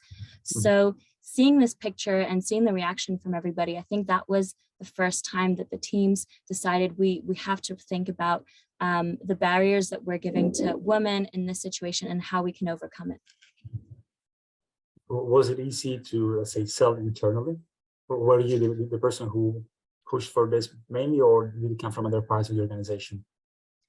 I think everybody was really motivated to get this out. We all agreed that it was important. It's been a project that I've been working on for about 8 months, and it took time because I think when it comes to inclusion and diversity subjects, we all have our different biases, we all have our experience, we all have our kind of personal opinion that comes in. And one of the main kind of targets that I set to make sure that we would get this out was set a deadline and set a date that we were going to announce it. Because I think once we set that date and once I kept on reminding it to everybody internally, it was like, okay, we're never going to have something perfect. We're always going to want to improve it. And this is the case for all these kind of policies. There's always going to be a time when we're going to come back, review and improve it. But we need to make sure that we get these policies out now. Even if they're not perfect, we can come back and make them better next year or the year after. But it's important to get them out and make sure that we have something already there to deal with the situations that are currently happening. So as soon as we set that date, and that was in April this year, we really worked towards getting it out, and everybody was on board, and we got really good positive reviews from the community, and we're really happy that it was accepted. And can you give us some more details? So who do the policies apply to, and how do people qualify? What does it entail? Yeah, completely. So we decided that we wanted to create a policy for different populations. So obviously we wanted to include the women because, you know, women who are pregnant need some time after their pregnancy to get back into racing. But we also want to include their partners because we know that they'll be a major part of this moment when a new child comes into the family, and any other couples who are either adopting or having a child by any other means. So we want it to be more of even a family policy than just a pregnancy policy, and really include those different types of situations. It's a parental policy almost. Exactly, it's a parental policy, and we know, especially in the trail running world, our runners are a bit older, so they're also in that age group where they're having children. So we know that it's important to address this. And we also have we have 2 different scenarios. One is for our events who are lottery events. So those are, you know, for some of the big events where a lottery event is really critical because by the time, you have all those points to get into the lottery and you finally have that chance of getting your place to race, it's probably taken you a good 4, 5, maybe even 6 or 7 years to finally get to that point. So if you're trying to match that time of planning and also, wanting to have a kid in that time, it's really complicated to match everything up. And sometimes it feels like you've just got your slot, you've been working for this for years, but you're also waiting for a child to come. So there are different scenarios. So when it comes to a lottery race like UTMB Mont Blanc, a woman gets up to 5 years to come back to race. We wanted to give this time to women. One of the major barriers that we came across last year when we did our questionnaire to women and asking what are the main barriers to them to racing, the first one that came up time and time again was the time to come back to racing, the time that you need to train for 100K, 100-mile race, which are these big, long ultra distances. And for that, they not only need the time to just get back physically and be able to get in shape, but they also need the time to train. And so they need childcare solutions and they need everything in place. So we wanted to make sure that they had as much time as possible and that wasn't a pressure that we were putting on them. So we give up to 5 years in our lottery events for women who want to come back and race. Because probably we should mention this, it's quite hard to get into the UTMB Mont Blanc. Maybe you can share a couple of details on how people can qualify for that, this stone system, just so that our audience can understand better. Yes, so our new system today with the UTMB World Series, UTMB Mont Blanc is the finals of this World Series, and to get in today, you need a UTMB index, which proves that you have that good performance level to be able to participate in the race, and a certain amount of running stones. The running stones just give you more chance to get picked in the lottery, so the more running stones you have, the better chance you have. And so it does take a few years before you get a chance to get picked in the lottery. And how does it work instead for non-lottery events? So non-lottery events are much simpler because if you happen, if you're one of the first ones to sign up, you're ensured of having your spot. So in this scenario, we wanted to give the option to women and to new parents to choose what they preferred. If they prefer to get a full refund and take their time and come back whenever they want, that's an option, and that's easy for us. So, okay, it's fine. You found out that you're going to have a child. We'll give you a full refund and you can let us know whenever you want to come back. That's no problem. Or if they want to defer their place, they have up to 2 years and 3 years to come back and race. We are now seeing pregnancy or parental policies being implemented in more and more big road races. So those that I can think to off the top of my head: Berlin Marathon, Chicago Marathon, New York has one, I believe London should have one. Besides having this policy that encourages people to defer their coded entry to a future edition of the race if they are physically or even time-wise unable to do it on the year. Which other could be, in your opinion, other measures, other initiatives that can bridge the gap, that can encourage female participation in road races, in races? Well, there's a lot on that. And for us, this pregnancy policy is kind of a first step in that direction. There's a lot more that we need to do to make sure that we can encourage women participation. I think it's kind of hard because there's a lot of things that we can do on our events to make sure that it's more welcoming, make sure that it's also child friendly. So when they have had their child and they want to come back, they can bring it to the event and really spend that time with them. But we also need to understand the fundamental barriers behind this and what's happening kind of behind the scenes and what's happening socially today in our society. That means that women are still not being fully represented in the sports stage. So that's things that we really want to work on. And one of our main projects now that we're working on for the next few months is to make sure that we value women's performance as high as men's performance. So women may get a bit longer times than men when it comes to finishing times in the races, but their performance is as exceptional. And so we want to make sure that we're going to value that performance level as well as we value the men's today. And so that's something that we're investigating today and how we can present that in the future.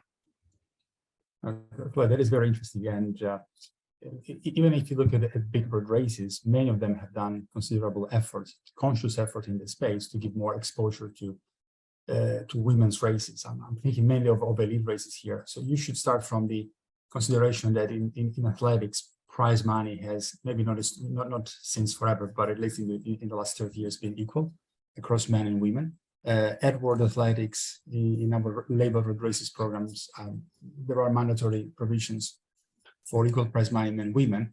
I would also like to highlight how some races are playing around with start times of women's races precisely to give them the coverage that they deserve. It's precisely to avoid that, the first man breaks the ribbon by himself while everybody's cheering, whereas the first woman does so is surrounded by 15, 20 so-called sub-elite to 20 to 18 men.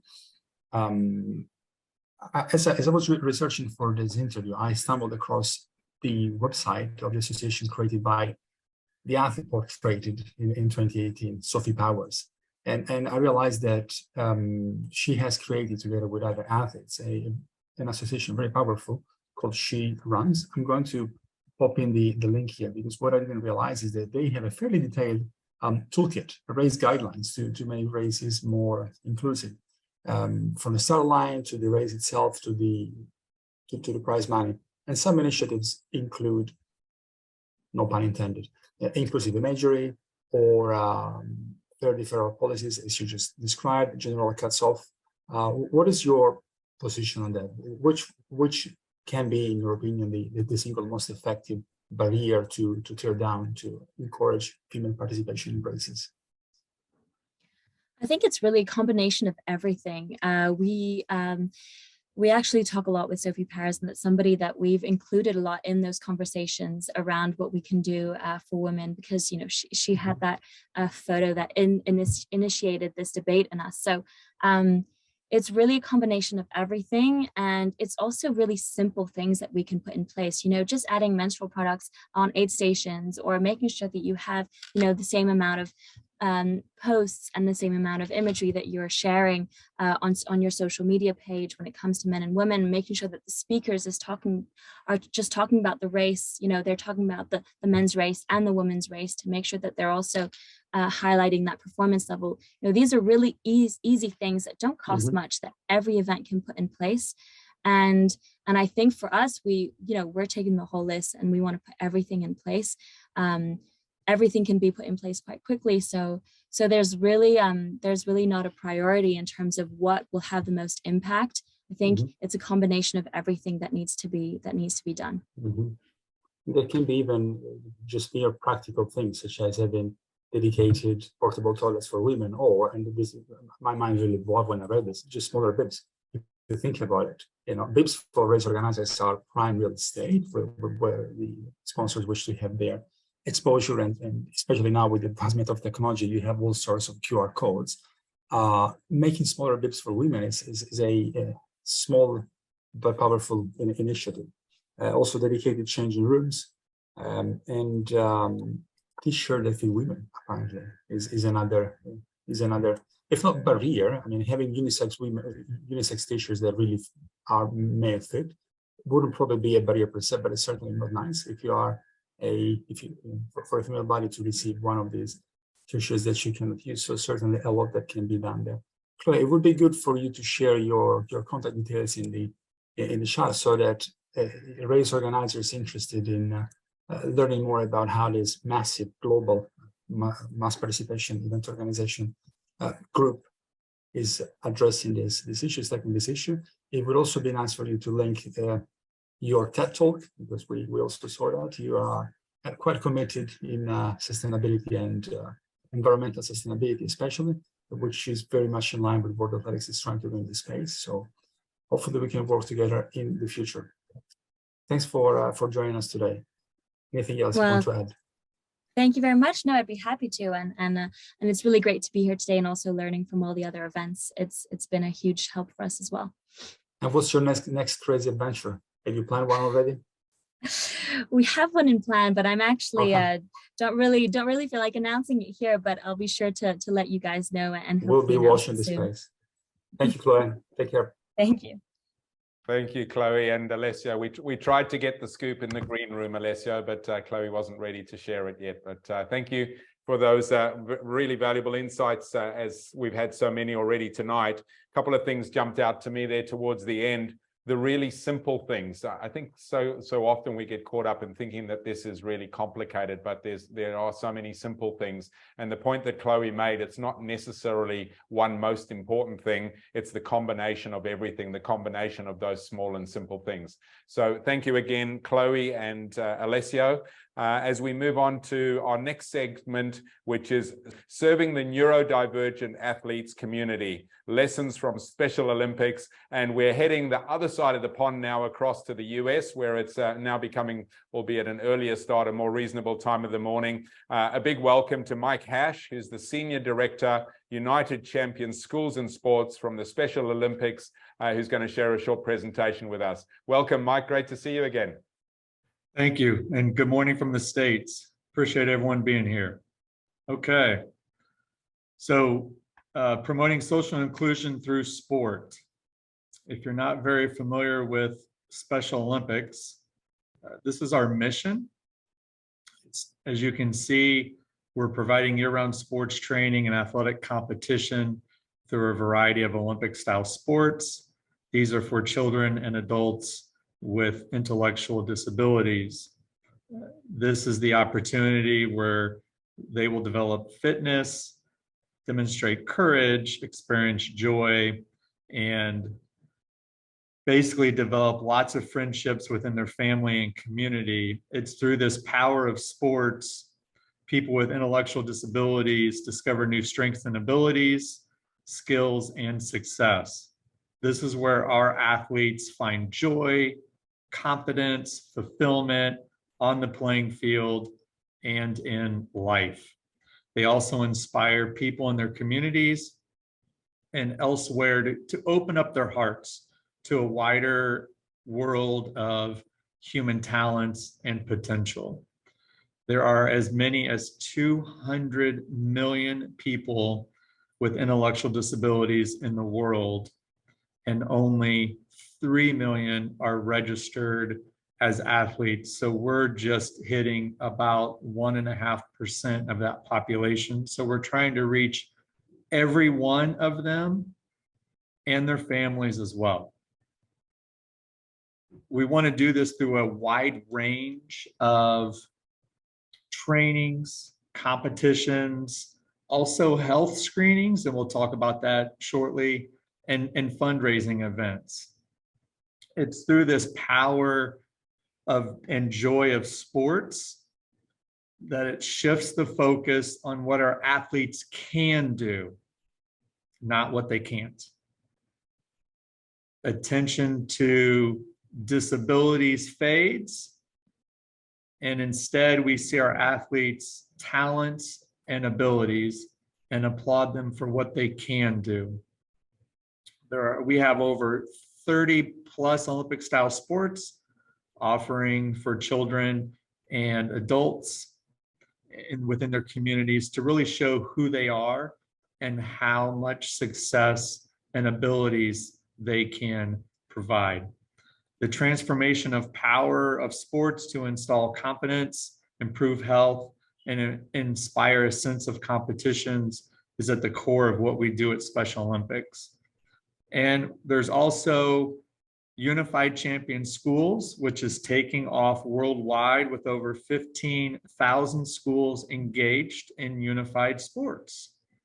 So let's talk unified sports, or as we know it, unified track and field here in the States. When we talk unified, we talk about a student with an intellectual disability, which is an athlete, and they are competing with on the same team a student without an intellectual disability, which is a general ed student. Those two are teaming up and competing in a variety of potential sports that are offered, especially here, the movement in the States is at the high school and collegiate level. So what I'm showing here is unified track. And within Unified Track, we target 5 special events here in Indiana for our athletes and partners. We run the 100-meter dash, the 400-meter dash, the 4x1 relay. We also participate in long jump and shot put. And in our divisions and flights, everyone is together. In our state tournament we just hosted approximately 3 weeks ago, we had 6 flights and heats of all of those events. And you really couldn't tell who was the athlete or who was the partner, that they were all seated and divisioned within similar distances and or times. And that was the joy of pure sports, was seeing everyone come together and compete. Now, there's multiple ways that you can division if you're hosting a unified event such as athletics or track and field. We prefer to do it based on, if there are 64 participants, then we're going to have the top 8 be flight or heat 1, the next 8, the third 8, so on and so on. And we don't care if you're an athlete or a partner, we're going to raise the bar for you to compete. Now, how can we make it more inclusive in our communities around the world? Introduce people with intellectual disabilities through participation and volunteerism. Include races from national and local programs for the same athletic events that you might run. You're going to add to an already amazing event that you're hosting, and it's going to leave a lasting impact on those who attend your event. We talked about sport, health and fitness, and it is equally as important as sports. These numbers are US data, but I am guessing that some of this may be very similar in your country that your Special Olympic athletes may be dealing with. Our focus is on improving the athlete, getting them physically fit, providing an opportunity for them. And as you can see in Mr. Schreiber, who's our chairman of Special Olympics International, in his quote, he challenges us to think about, are our athletes within our community getting healthier and fitter? So we have to ask ourselves, are we providing an opportunity that is one of inclusion, inviting everyone in our community to participate and allowing for that opportunity? Or are we excluding some without even really realizing it? And we're not looking for tokenism. That's not what we want. We want to be able to provide an opportunity at the same level, at the same standards that we would for the individual or adult that does not have a disability. So we talked about volunteers. These are what we call everyday champions. These are the ones who step up, and we all need volunteers at our events. They're going to give of their time, their talent, or their treasure. So we have to engage these individuals, and a lot of them are going to be friends and family members of our Special Olympic athletes. Although there may be different concepts on what volunteering looks like throughout our various countries, there is one thing that is consistent. We all have a strong sense of social responsibility to give back. This is the opportunity where we can bring people together and help overcome the challenges caused by social inequality. Let's raise the bar and provide a goal when it comes to involving people with intellectual disabilities and allowing them to showcase their abilities. A lot of our Special Olympic athletes work in many businesses, restaurants throughout our communities. And what we hear a lot is they are some of the hardest workers that they have. If you show them, teach them what needs to be done and accomplished, you'll be amazed at what you witness. I want to showcase two of our athletes from here in Indiana.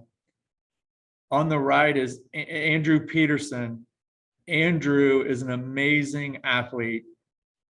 He's the second Special Olympics athlete ever to qualify for the Boston Marathon. Here he is running the Indianapolis Marathon, which qualified him for Boston, and he was on his own, not using a support runner. Andrew was born with alcohol fetal syndrome and really couldn't walk or talk for years. He went through a decade of therapy before he could move his arms and legs in a smooth motion. As soon as he started to walk, he ran. And although he may have not been the fastest kid on the playground, there was no student who could run as far as he can. Now we have Josh Holly, who is on the left. He's finishing the Chicago Marathon last October, and Josh has a couple support runners. His personal motto is there at the top: our ability is stronger than our disability. He currently aims to run 6 to 10 miles daily and has completed the Chicago and Boston marathons. He will run in the New York Marathon this fall and London in the spring of 24. His hope is to complete the 6 majors, which leaves Berlin and Tokyo. And his mom told me last night he hopes to complete that by the spring of 25. So you can see Special Olympic athletes have many abilities which shine when given the chance to be included. And some are the most inspiring and dedicated runners in the world. They train just as hard and some harder than the professional athletes. But they face different kinds of challenges, including intellectual and physical disabilities. Including them in your world athletic events would showcase the resilience of the human spirit and celebrate the diversity of the running community. Anyone can champion a movement. It takes one person to step up, one person to lead, and one person to realize we should all be celebrating our differences and people of all abilities. The movement to make this world a more inclusive and kinder place starts with you. Thank you. Thank you so much, Mike. Just bringing the camera back up here. Wow, what amazing stories, Andrew and Josh, and the amazing impact and motivational, inspirational stories they have. And I loved your starting point. Focus on what athletes can do, not what they can't do. Isn't that a great lesson, a great life lesson, not just athletes, but people generally. Mike, thank you so much. I'm just having a quick look in terms of questions. I don't think there are any questions. Oh, actually, Tracy Sunderland is asking for your contact info. If you wouldn't mind, when you come off, just jump in the chat and put your contact information in there. And Tracy, if for some reason you don't pick it up, please reach out to me. I'd be more than happy to pass that on to you directly. Thank you, Chris. Thank you, Mike. We seem to have had a little bit of a camera hitch here, which is probably not necessarily a bad thing. You've seen enough of my face tonight, but as long as you can hear my voice, you've got a much better face on the screen right now, and that's our next speaker. welcome back Alessio Punzi, Head of Road Running and Mass Participation for World Athletics, to give us an update from the World Athletics Road Running.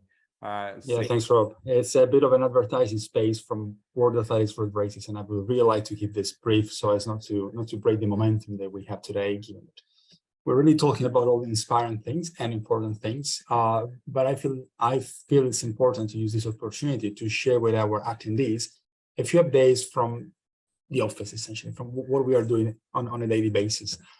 The first important one is that we're working on the label road race regulations for 2024. They will be approved by the World Athletics Council meeting at the end of August in Budapest. So we expect to be in a position to publish them at the very end of August. We do not anticipate major changes compared with 2023. One change may concern the how the athletes managers confirm athlete status, but that isn't really relevant for road race organizers. Just like in 2023, there will be a list of athletes. Speaking of which, today we issued finally the expanded list of athletes with gold and platinum status for 2023. If you're a label road race or an elite label road race, it's not relevant to you. But if you're gold or platinum, and there aren't very many gold or platinum races, but if you are one of those, do check out this list. It's been sent to the ARs a few hours back. It will be published on the World Athletics website in the next few minutes if it's not there yet. For the 2024 program instead, we will be, since we understand that it's important for race organizers as well as agents to understand with a much bigger, a much longer lead up time who the athletes with status are, there will be 3 inductions. The first one will be the weekend after the Berlin Marathon. And like I said, since it will be more immediate, ideally on the 26th or 27th of September, race organizers will know who these athletes with, who the bulk of athletes with gold or platinum status for 2024 will be. And remember, athletes with gold and platinum status are out of competition tested. They are part of this out of competition testing program, which has been co-founded by lots of race organizers as well as the athletes themselves and the ARs. And we can never really thank you enough. Starting with the World Marathon majors and their leadership, but then all the way down to 256 races worldwide for together buying into this program. What else? World Athletics will have its major World Championships at the end of August in the beautiful city of Budapest. The road races are on the 26th and on the 27th. We might have a few accreditations available. So if anyone is interested, please do get in touch. I'm not 100% sure we will be able to fulfill everyone, but we're trying. Where we will instead have accreditations for any road race organizer, label road race organizer who wishes to be with us, will be the inaugural Road Running Championships, which will take place in Riga, Latvia, at the end of the very end of September, 30th of September, 1st of October. We will, as you probably remember, kick off with a small scale but very good in terms of content, World Athletics Global Running Conference, Global Running Seminar. We will start, however, one day later than we had initially anticipated. So no longer Thursday night, but Friday nights. Friday morning at the latest, you should reach Riga if you want to be with us.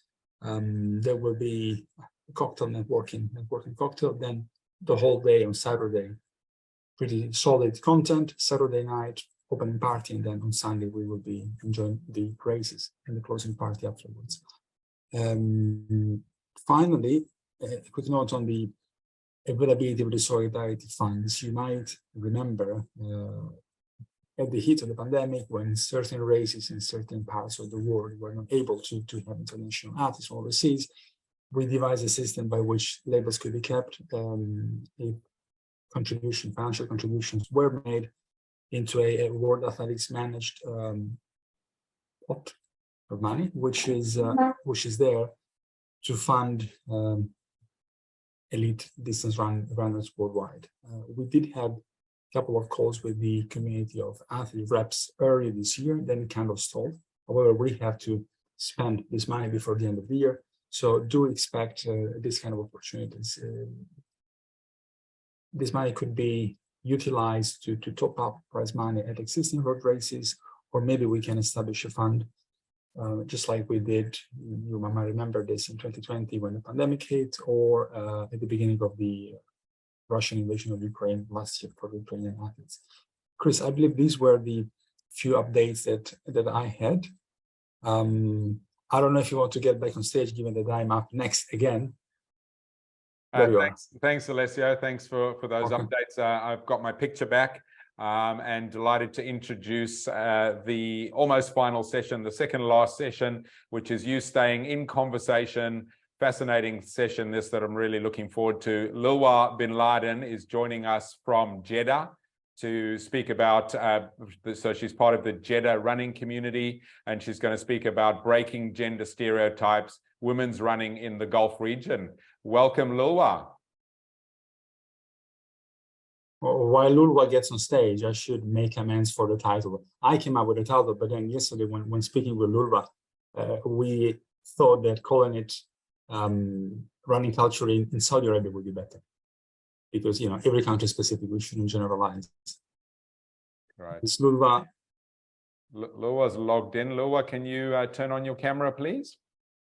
Chris, otherwise we can do the pre-recorded session now, and then we will get back later. I don't mind. Okay, why don't we just give 2 minutes on that? Mikey, maybe just prepare the pre-recorded session with Mike Laflin, and then you can let's do that. Alessio, you jump off, connect with Lulwah offline, and we'll be ready to come back. I'll introduce what was going to be our final session. We'll switch the order.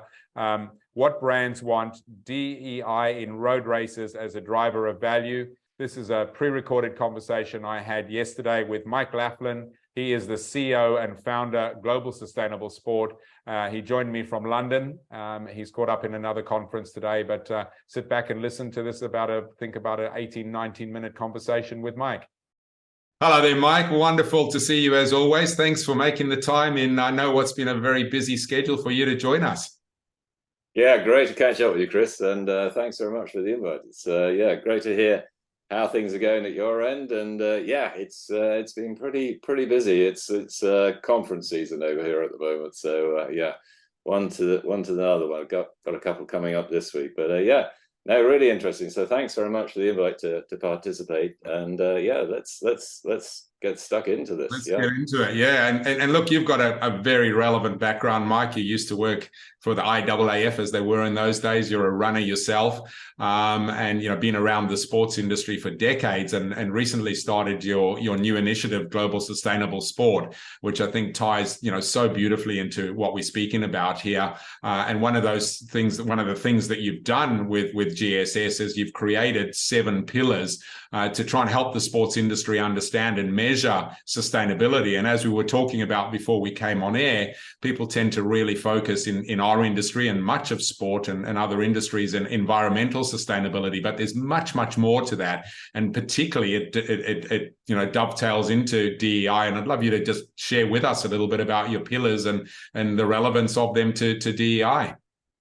Yeah, and I think, you know, it's an interesting area, as you say, Chris. I mean, obviously I was looking at sport from an event perspective for many years, and I always kind of had this thing that we were focused too much on profit and profile and not enough on people and planet. And what's really interesting, I think, in the last probably 3-4 years, everyone's become sort of very conscious of their environmental impact, you know, particularly their sort of carbon emissions and climate.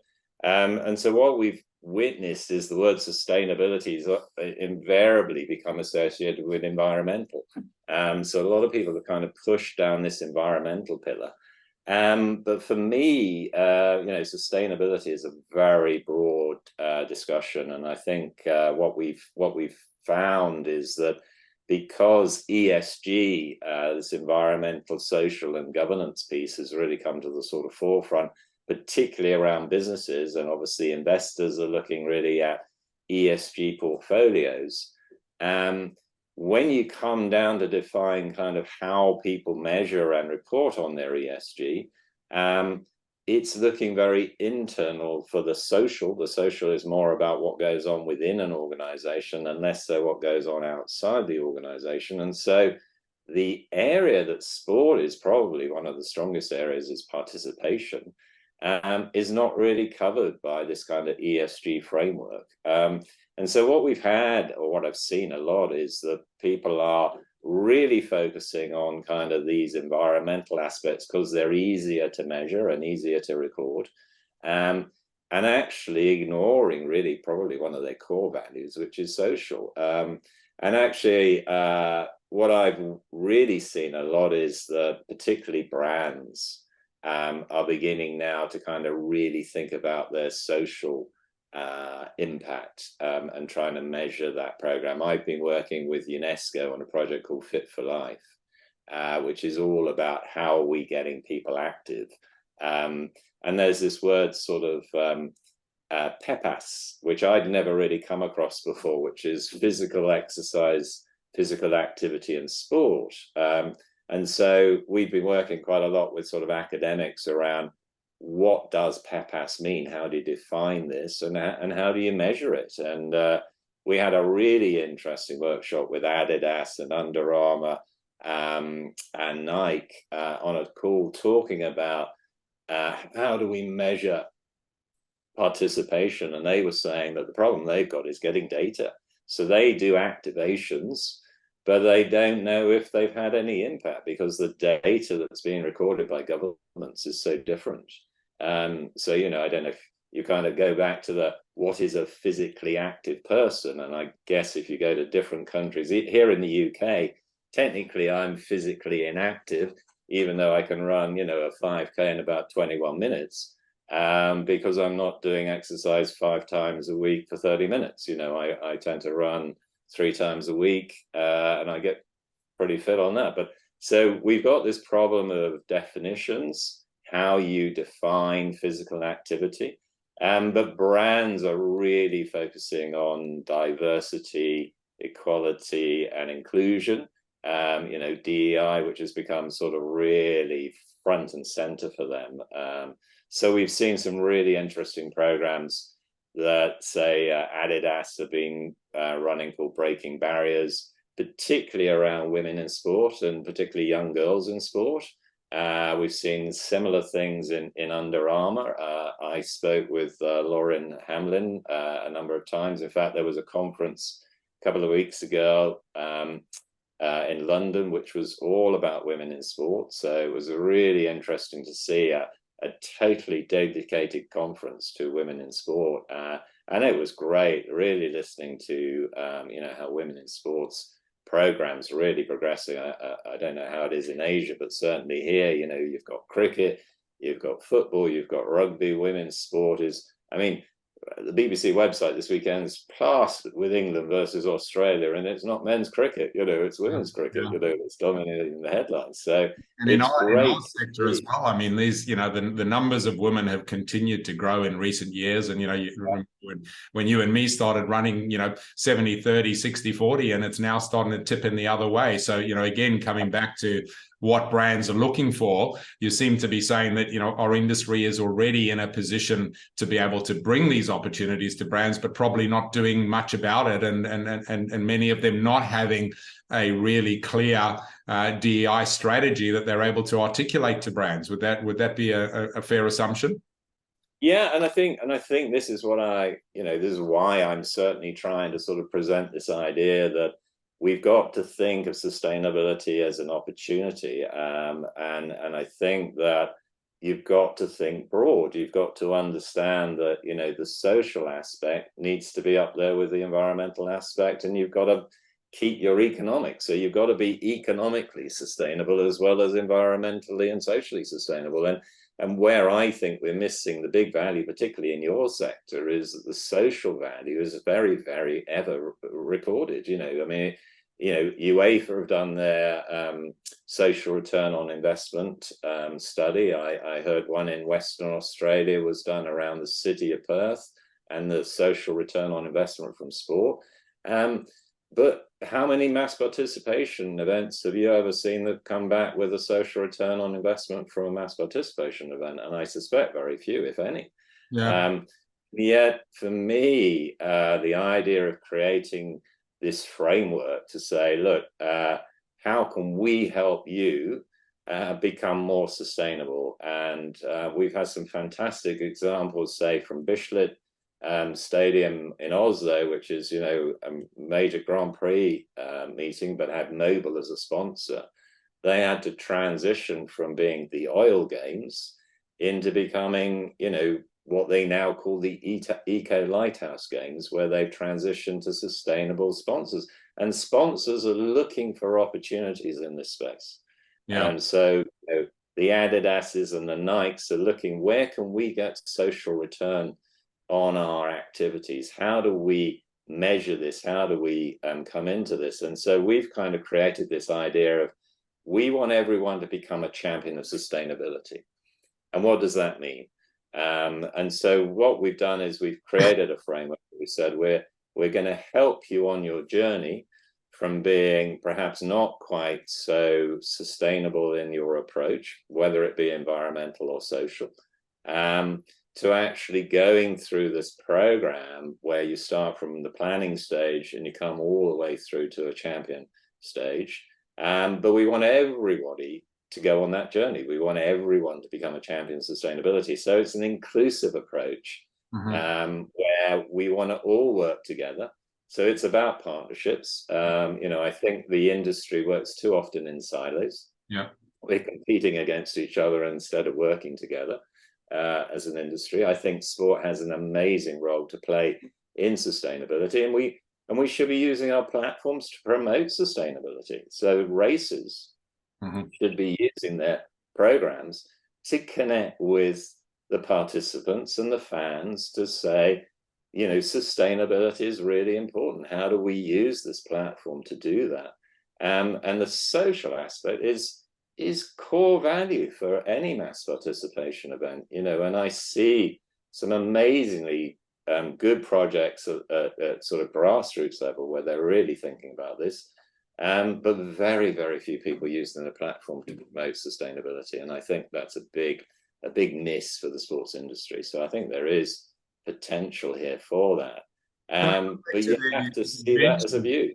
Sorry, Mike, you mentioned there when you sat with the Nikes and Under Armours, they were struggling to get data. So we got a lot of race directors, race organisers on this call. What advice would you be giving them in terms of, you know, this is the kind of data that you need to measure? So I'm assuming that, you know, we've got race A here who's got no DEI strategy, no data, trying to get a sponsor, and you've got race B over here who's got a strategy, who's got data, clearly going to be much more appealing to a brand that wants to come into the space. What does it look like? What are the kind of things they need to be showing to brands if brands are going to come on board and embrace them as partners? Yeah, I mean, you know, and I think we come back to some of the things we were doing some years ago, Chris. You know, what we're looking at is really, you know, the type of people here who are coming in. And what you've got is, in the mass participation world, you've got a lot of people who are already engaged. So you've got an engaged audience, really, the people that are regularly doing this. But, you know, one is, what's the profile of that person and what's the value to them in mass participation? We've seen a huge issue in COVID with mental health. We know back from the research we were doing back in 2019 that everybody sees, you know, exercise as a mental asset as well as a physical asset. So, you know, so what we've got to do is, how does the tools of activity help, you know, in society? What is it doing? And I think there are a number of tools that we've got where data is really important. But, you know, how many races are engaging inactive people? How are they doing that? So, you know, we've got an unbelievable obesity problem out there at the moment. You know, how can we as a society use our tools to actually get people active? You know, is it the case that there's a program that's doing that? And so brands are looking at, well, you know, how are you engaging with society? And what is the role of mass participation in society? You know, and is there a strategy? The broader part of society there, I think, you know, so yeah. For so long we were kind of early days, middle-aged white people, then predominantly white, and now, people starting to go into, less affluent communities where obesity is a problem. So those are the kind of projects that brands are potentially going to be more engaged with. Yeah, and I think certainly getting girls, we see a huge dropout of girls at teenage years, sort of 13 to 15. How do we keep those girls engaged? How do we strengthen their, you see an awful lot about empowering young girls to feel good about themselves. We've got a huge body image issue going on amongst teenagers. There's a disconnect because of social media and everything else. So I know myself from my teenage years how becoming a runner helped me become more confident, and I think that we've got to kind of think about what are these tools that we've got in our armory, and this is where I think sport's got such a big value. It's not just a simple bland tool of running. We've got a whole range of things, from boxing to sailing to swimming to cycling. There's a range of assets that we're not thinking of it as a strategy as a whole, because we're all working in silos. Governments really need to be thinking, and brands are doing this. They're beginning to start to think, which sports, which activities can I use to be most effective? And so if I'm a race organizer, I've got to be thinking, okay, am I going to do this on my own, or am I going to start connecting to other things? And that's what we're kind of offering with the Champions program. Connect him to this network of other people all doing a similar sort of thing. Let's share ideas, let's share knowledge, let's connect into something that will help you on your journey to realize where the value sits in what you're doing, and then have those conversations with sponsors. But maybe don't do it on your own, but do it with a group of other people where you can offer a broad set. How many times do we see cycling connecting with running and saying, let's share data and let's connect across our industries and our sectors, so we can move someone from a park run through a program to actually doing something. I mean, I've seen kids who are useless at football and rugby being told that they're really not athletic at all, and then discovering they're amazing cyclists or amazing runners. Well, I mean, that was the case in my day. I was, an average runner, but my rugby coach said, hey, you're a good runner. Sorry, I was a bad rugby player. So he took me to my running club. In fact, I met him, a few years ago to say, thank you, because you created for me a new life. You took me to my running club and I became, a runner. I ended up getting a job in sport because of that, so he had no idea. So we've got to kind of think about how we connect as an industry. How do we use our assets as well as we can? And those assets are attractive to brands, and brands are looking at these. And we're seeing a transition now in cities, where cities are saying, yeah, it used to be about tourism. It used to be about, media value. But now it's like, well, the social, the environmental, they're all now up there as equal sort of importance. I mean, well-being, diversity, inclusion. I'm working with Birmingham and the West Midlands Growth Agency at the moment, and it's all about diversity, inclusion, and well-being. Well, that's your tool set. That's your race. That's where we are. That's the real sweet spot. And I've been posing that question for a while.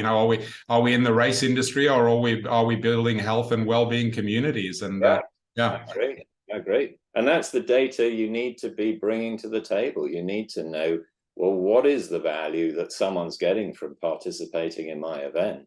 That's the information, and I need to be then taking that to governments, because that's the data that Adidas and Nike and Under Armour want. They want this, how are my investments into these areas benefiting society? And, as I say, we've got an inactivity issue for children who are not getting enough sport. We did a piece just the other day about a rugby guy, who set up this coaching system in the Czech Republic, where he's going to schools who don't have sports programs, and he's doing after-school programs using athletes, rugby players, etc., getting kids to do exercise, and it's not focused around teams, because I ran a football club, and it was really hard because you had some kids who actually weren't very good footballers, but they weren't getting any exercise at all, so they weren't making my team, but I didn't have anything to offer them kind of alongside that. So they come to training and things like that, but he's really doing it to get kids active, and it's not about being incredibly brilliant at something. It's just simply offering them ways in which they can exercise or do things, and we've got to think about how we use these things.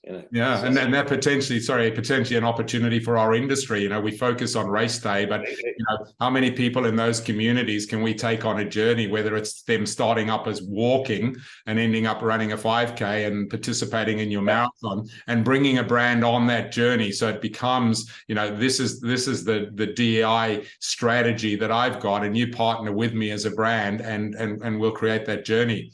Mike, we could talk for a long time, but unfortunately time's up. Thank you so much for making the time, and thanks for the valuable insights for the industry. No, pleasure, Chris. Great, really nice, and hope all goes well, and hopefully catch up soon. Love to. Thanks, Mike. Bye. Take care, Chris. All the best. Bye-bye. Bye-bye. A big thanks there in absentia to Mike Laflin for making the time yesterday to record that. And let's go back now. We believe that we've managed to solve the camera problems. Mikey, if we can look at bringing Lulwah Binladin up, just to reiterate, Lulwah joining us from the Jeddah running community, going to talk about breaking gender stereotypes, women's running in Saudi Arabia, in a conversation with Alessio Punzi. There you go. Okay, hello everyone. Fantastic. Great to see you, and thank you for having me. Yeah, welcome, Lulwah. Quick introduction from me. Now, one of the reasons why I love working for World Athletics, certainly there's the athletics bit, which is close to my heart, but I like the war part even more. And in no other branch of the sport, this is more evident than in road races, which truly is a global activity. And in each country worldwide, there is a quite unique path, a quite distinctive trajectory of growth. We are seeing now the sport really being, booming in the Gulf region. And Lulwah, sorry if I titled the session "Insights from Running in the Gulf." Clearly, as I said earlier, we will be talking about running in Saudi Arabia. But yeah, a lot of things are happening in that part of the world, and just like, I guess, the audience, I really look forward to knowing more. How about we start with a brief introduction? Who are you, and how long have you been running? Describe the Jeddah running community briefly. Okay, so my name is Lulwah Binladin. I'm from Saudi Arabia. I'm from Jeddah. Jeddah is a population of 5 million people, and 50% of the population is below 30 years old. So we have a lot of young population in Jeddah. We had the Riyadh Marathon, in the first marathon, which is a half marathon in Riyadh 2018. And that's when running gained popularity, in my opinion. I started running during the lockdown in COVID. I was alone, so I started the application called Couch to 5K. And after I finished the 5K, I didn't want to run at all. And I stopped for around 5 months. Then I got introduced to the Jeddah running community. And since then, I never stopped running. And I've done already Cape Town Marathon and Barcelona Marathon, and hopefully coming up soon, Berlin Marathon. Yeah. Very, very exciting. And can you describe, I know that it's a very vague question, but judging from the conversation we had, you're quite good at painting a nice picture of a particular situation. Can you describe what the running scene is like in your country and in your city particularly? What is it like? So running is a relatively new sport in Saudi Arabia, but it has gained popularity over the years. There are lots of people that I don't know running. Before, I used to be able to identify everyone running on the street, but now after all these marathons happening since 2018, almost after COVID, every year there's been a marathon in Jeddah, Riyadh, and Khabar, big marathons. We've seen more runners around in the street, and male and female runners, both genders. So you would say that the culture is definitely changing in a very short time Yes, span. for sure. And Yeah. people are willing to change, and they're willing to adapt to the culture, yeah. And what was, in your opinion, the factor that led to such a explosive growth of recreational running in Jeddah and Saudi Arabia? In my opinion, it's the change in the country, the change. People want to become more healthy. They want to become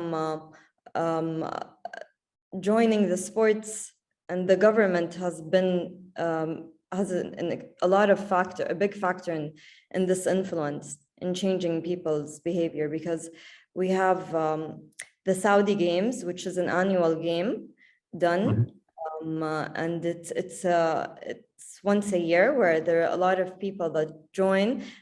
It's 53 disciplines of sports, and there are 6,000 athletes almost joining. And there's also running short distance, and there's there isn't a long distance run yet, but the government is supporting, and there's also prizes. So the gold medalist would win around 1 million riyals for this game. And how much is that in US dollars, roughly? Around 250,000 US dollars for the gold. And it's the money. silver. Yeah, it's a lot of money for each discipline of sport. Wow. Well, one thing that I would like to share with this audience is that I was in Jeddah, which is where we met a few months ago for the first edition of the Jeddah Half Marathon.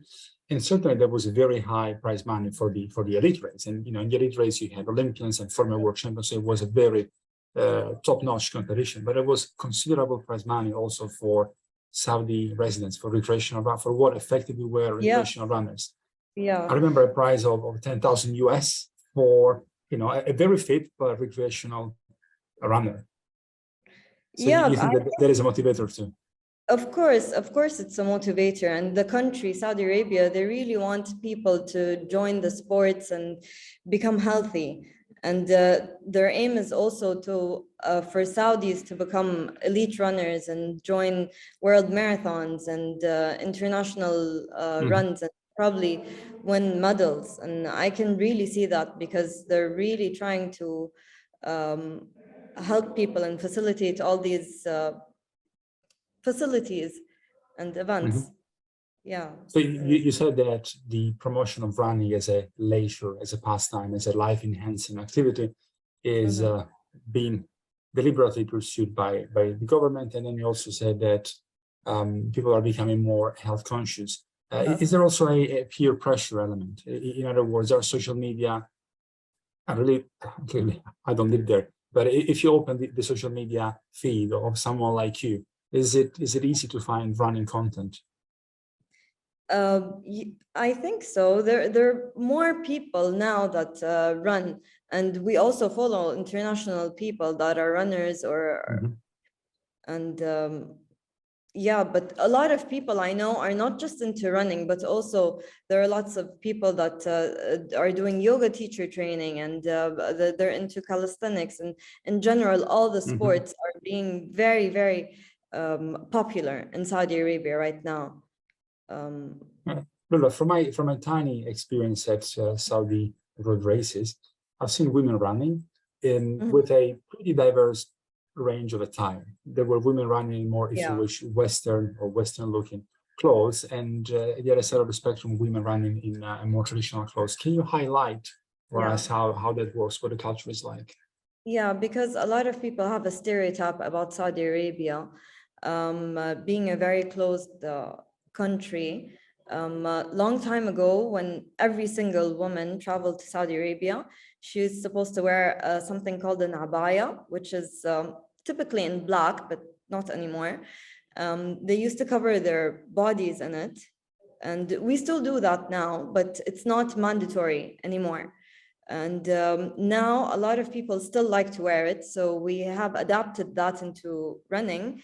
There's a fabric, it's a sports fabric, abaya, and there are lots of local designers that even created that. So some people prefer to wear it and run with it, which is loose. And it's another way of adapting to running. So some people, when they travel, they adapt to the weather or the high altitude. But for us Saudis, we have to adapt to running in the abaya. And some people wear it and others don't. And just out of curiosity, you will soon be in training. Probably you even started your training for the Berlin Marathon, which will be on the 24th of September, 50th anniversary of a landmark road race in the world. Considering the climate situation in Jeddah, in the country, where do you train? Where do you train? With whom do you train? Can you shed some light for us? Yes, so I train with running communities. We have several running communities, and I'm friends with all of them. So we train in the streets. Some people would look at us, give us it's just odd, a little bit odd, that they see people running on the streets, especially in the early mornings at 5 a.m. Or that's when we have to wake up because the weather is so hot. Like you remember when you came in December, it was already hot. Can you imagine how the weather is right now in the summer? So, but running indoor isn't really a thing. No? You don't really do indoor training on a treadmill. I do indoor training, but not as much as outdoor. I prefer, because I do long distance, but there are probably a lot of people that do indoor as well. And it's not uncommon to see women running in groups in the early morning hours in Saudi cities. I mean, Jeddah has a beautiful waterfront, but where do people normally train? It's not uncommon anymore, but people used to look at us as in where we look odd, a bit odd, but since we're in groups, it looks okay. It's not that odd. But another thing that really struck my attention when I got there was that, well, I was in two big cities with big expats community, and it was very difficult for me to tell who were the expats from, who were the locals in terms of runners. Is recreational running among women a phenomenon that cuts across both locals and expats, or is it more of an expat thing that is slowly taking over? Can you explain? Actually, we're all together, the expats and the locals. We all run together, and that's the nice thing about our communities, our running communities, that we're accepting of everyone. And the expats come from their countries already knowing a lot about running, so we learn a lot from them. And we do have experts from Saudi as well that have been running for years. And we're learning a lot from them. And Lulwah, would you say that recreational running for Saudi women, but for runners in general, is it more confined to the higher strata of the society, to the more educated people, or would you say that it's more transversal? No, it's for everyone. Running is for everyone in Saudi, for both education and people that haven't been to. There's actually an elite runner. His name is Saad Shadad. He's a gold medalist as well for 3,000 meters. Steeple. Yeah. So he didn't have a higher education. I think he didn't even graduate from high school, even. So, but he happened to be a damn good runner. And in terms of coaches, is it common to have a coach? Is it common to run in groups with a coach, or is it more of an individual pursuit?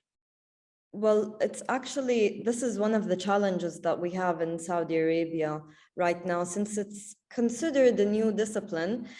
We don't have a lot of coaches. We have a few, but not a lot. The coach I had in Saudi moved to another city. So I have another coach he's Moroccan, and we do online coaching mostly. So it's difficult. And another challenge that we have in Saudi Arabia that we don't have a public running track. And for running, as you know, we need to have a track to practice at least once a week to do our sprints and Speed short work. distance, speed work.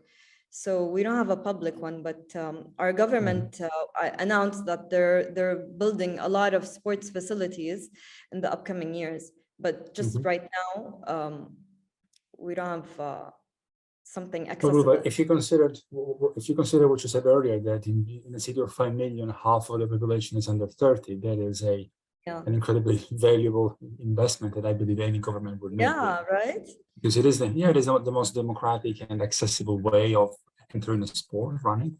So yes, it's easy. All sports are great, but certain sports are easier to start than others, and running is certainly one of these. Talking about clubs, are there female-only running clubs?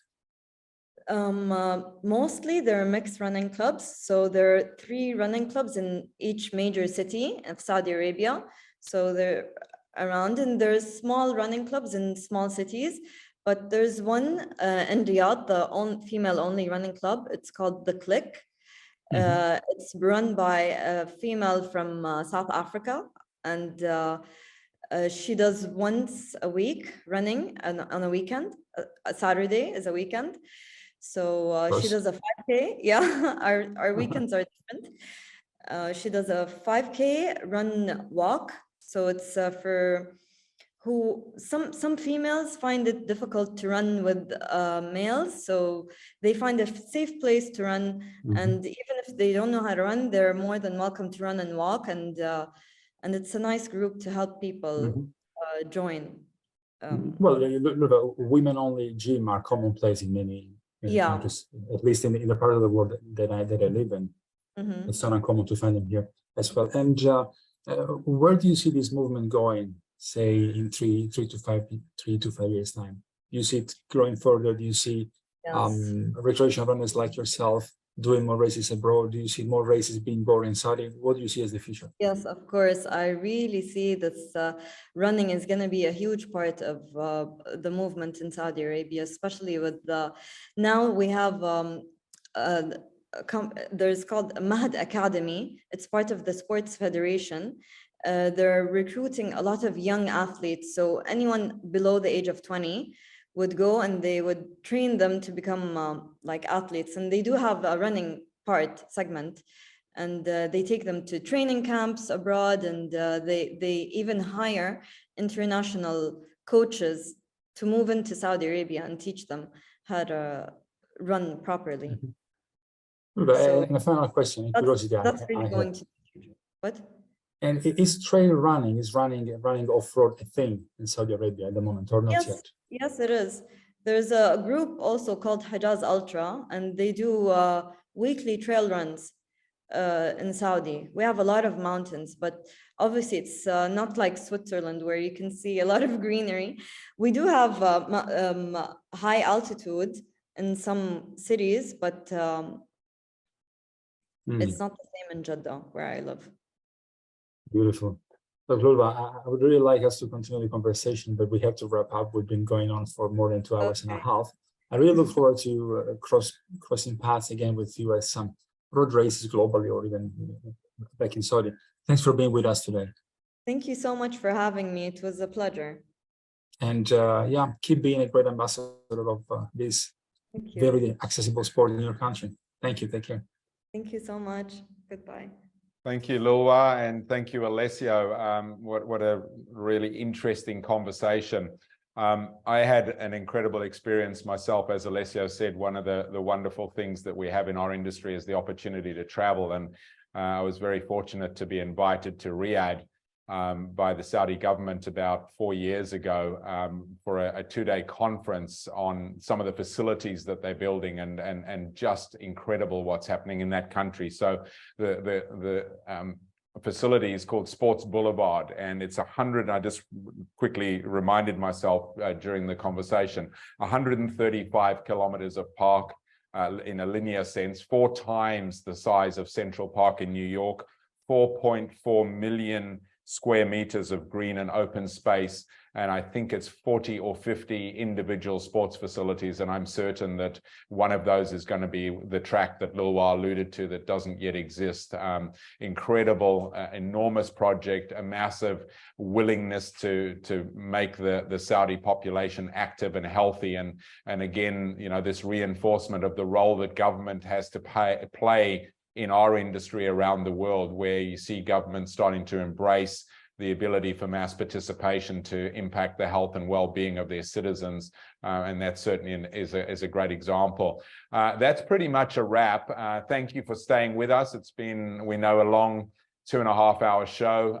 So much content, so many great lessons and learnings. I know we've run a little over time, so I'm not going to summarize, but we did eventually get live streaming on Facebook. We had a little bit of a technical hitch there in the beginning, but most of the show is live streamed. We've also been recording. We've been live streaming, again, thanks to the CGX crew into China. The recording will go up on the Mass Participation World YouTube channel and on MPW Academy, and we'll send out an EDM to make you aware of that. The presentations, the 2 presentations will be made available as well. And just a reminder of that research that I mentioned at the top of the show. The Running Industry Diversity Coalition has done a whole bunch of research. Alessio, if you're still there, if you wouldn't mind one more time just typing in the link for that research. It was in the top of the chat. We'll also send it out in the email. But thank you so much for joining us. Thank you for staying the distance. Please share with those that weren't able to join that the recording will be available. Really looking forward to joining you on the next one, which we think I think we were talking about maybe September time, Alessio, but we'll come back and confirm that. As always, Chris Robb, CEO of Mass Participation World, delighted to have been your host once again. Thanks to all of our speakers and for you that have joined us, and we'll see you at the next one. Goodbye for now.